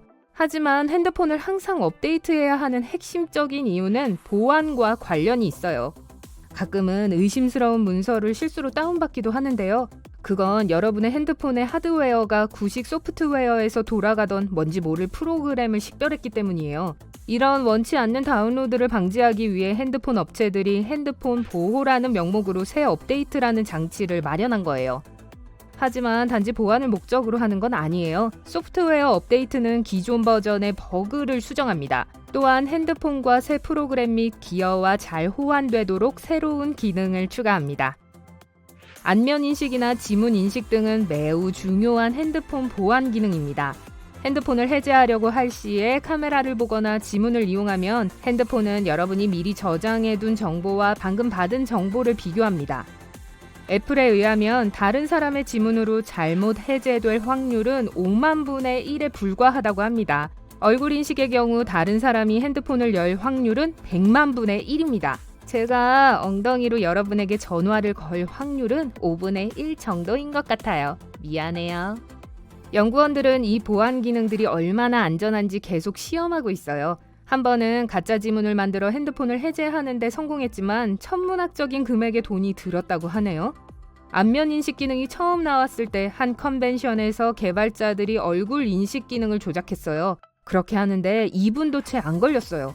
그들은 잠을 자고 있는 누군가의 핸드폰과 안경을 몰래 가져왔어요. 그리고 눈을 인식하는 부분에 테이프를 2개 붙였어요. 그 후 핸드폰 화면을 켠 채 본 주인의 얼굴에 갖다 댔더니 해제됐어요. 핸드폰 배터리 폭발에 대한 얘기를 들어보셨을 겁니다. 그 원인을 알려드리죠. 엔지니어들은 리튬 이온 전지를 핸드폰에 이용합니다. 가볍고 많은 용량의 에너지를 담을 수 있기 때문이죠. 배터리의 양끝 쪽에는 정극이 있습니다. 그중 하나는 음극이라고 하고 양이온으로 구성되어 있어요. 음이온으로 충전된 정극은 양극이라고 부릅니다. 핸드폰을 충전하면 리튬 이온이 음극에서 양극으로 이동합니다. 하지만 핸드폰을 사용할 때는 반대 방향으로 이동하죠. 이온이 이동할 때 양극과 음극은 절대 서로 닿으면 안 돼요. 그래서 이 두 정극의 접촉을 방지하는 플라스틱 시트가 있어요. 이 플라스틱 분리기가 제 역할을 못하고 음극과 양극이 서로 만나게 되면 배터리가 과열되면서 불이 붙거나 폭발하게 됩니다. 배터리의 디자인이 허술하면 이런 불상사가 생기게 됩니다. 핸드폰을 열원 근처에 둬도 배터리가 폭발할 수 있어요. 핸드폰을 떨어뜨렸을 때조차도 분리기가 손상되면서 양정극이 만나게 될 수도 있어요. 하지만 핸드폰 배터리는 자주 폭발하지 않아요. 분리형 배터리는 1990년대와 2000년대에 인기가 있었지만 지금은 거의 찾아보기 어렵죠. 구형 핸드폰 안에 있던 이런 작고 두꺼운 배터리는 대부분 직사각형이거나 사각형 모양인데 이 덕에 연결 및 제거 작업이 보다 수월했죠. 요즘 핸드폰 중 몇몇엔 더 특이한 모양이 있는데 L자형 배터리가 그 예입니다. 일체형 배터리는 핸드폰을 더 우아하게 만들었어요. 제조사들은 핸드폰 뒷면을 보호하던 저렴한 플라스틱을 금속이나 유리 재질로 교체했어요. 고정된 배터리는 핸드폰이 더 얇고 견고해지는데 한몫했어요. 이 덕에 방수 핸드폰이 개발되기도 했어요. 개방된 틈이 적을수록 물과 다른 불순물들이 안으로 침투하는 것을 막을 수 있어요. 분리형 배터리는 더 많은 내부 공간을 차지했는데 그 이유는 일상에서 받을 충격을 흡수하기 위해 보호벽을 추가로 설치해야 했거든요. 이제 그 공간이 비게 되자 디자이너와 엔지니어들은 다른 기능을 추가할 수 있게 됐어요. 이제 무선 충전, 스피커, 지문 센서 등이 다 핸드폰 안에 무리 없이 내장되게 되었죠. 배터리 모양도 특이해졌지만 노치 있는 화면도 등장했어요. 이건 화면이 아닌 작고 검은 부분인데 여기에 전방 카메라와 마이크가 달려있어요. 디자이너들은 이미 있던 기능들을 포기하지 않고도 핸드폰 디스플레이 면적을 늘리고 싶었어요. 그래서 노치와 함께 배터리 정보와 신호 강도, 시간 및 기타 정보를 화면 한쪽에 띄웠어요. 이로 인해 핸드폰 회사들은 더 길고 테두리 없는 화면을 만들 수 있게 되었죠. 이건 마케팅에도 도움이 됐어요. 큰 화면의 핸드폰은 더 판매하기 쉬우니까요. 언제 한번 전화 주세요.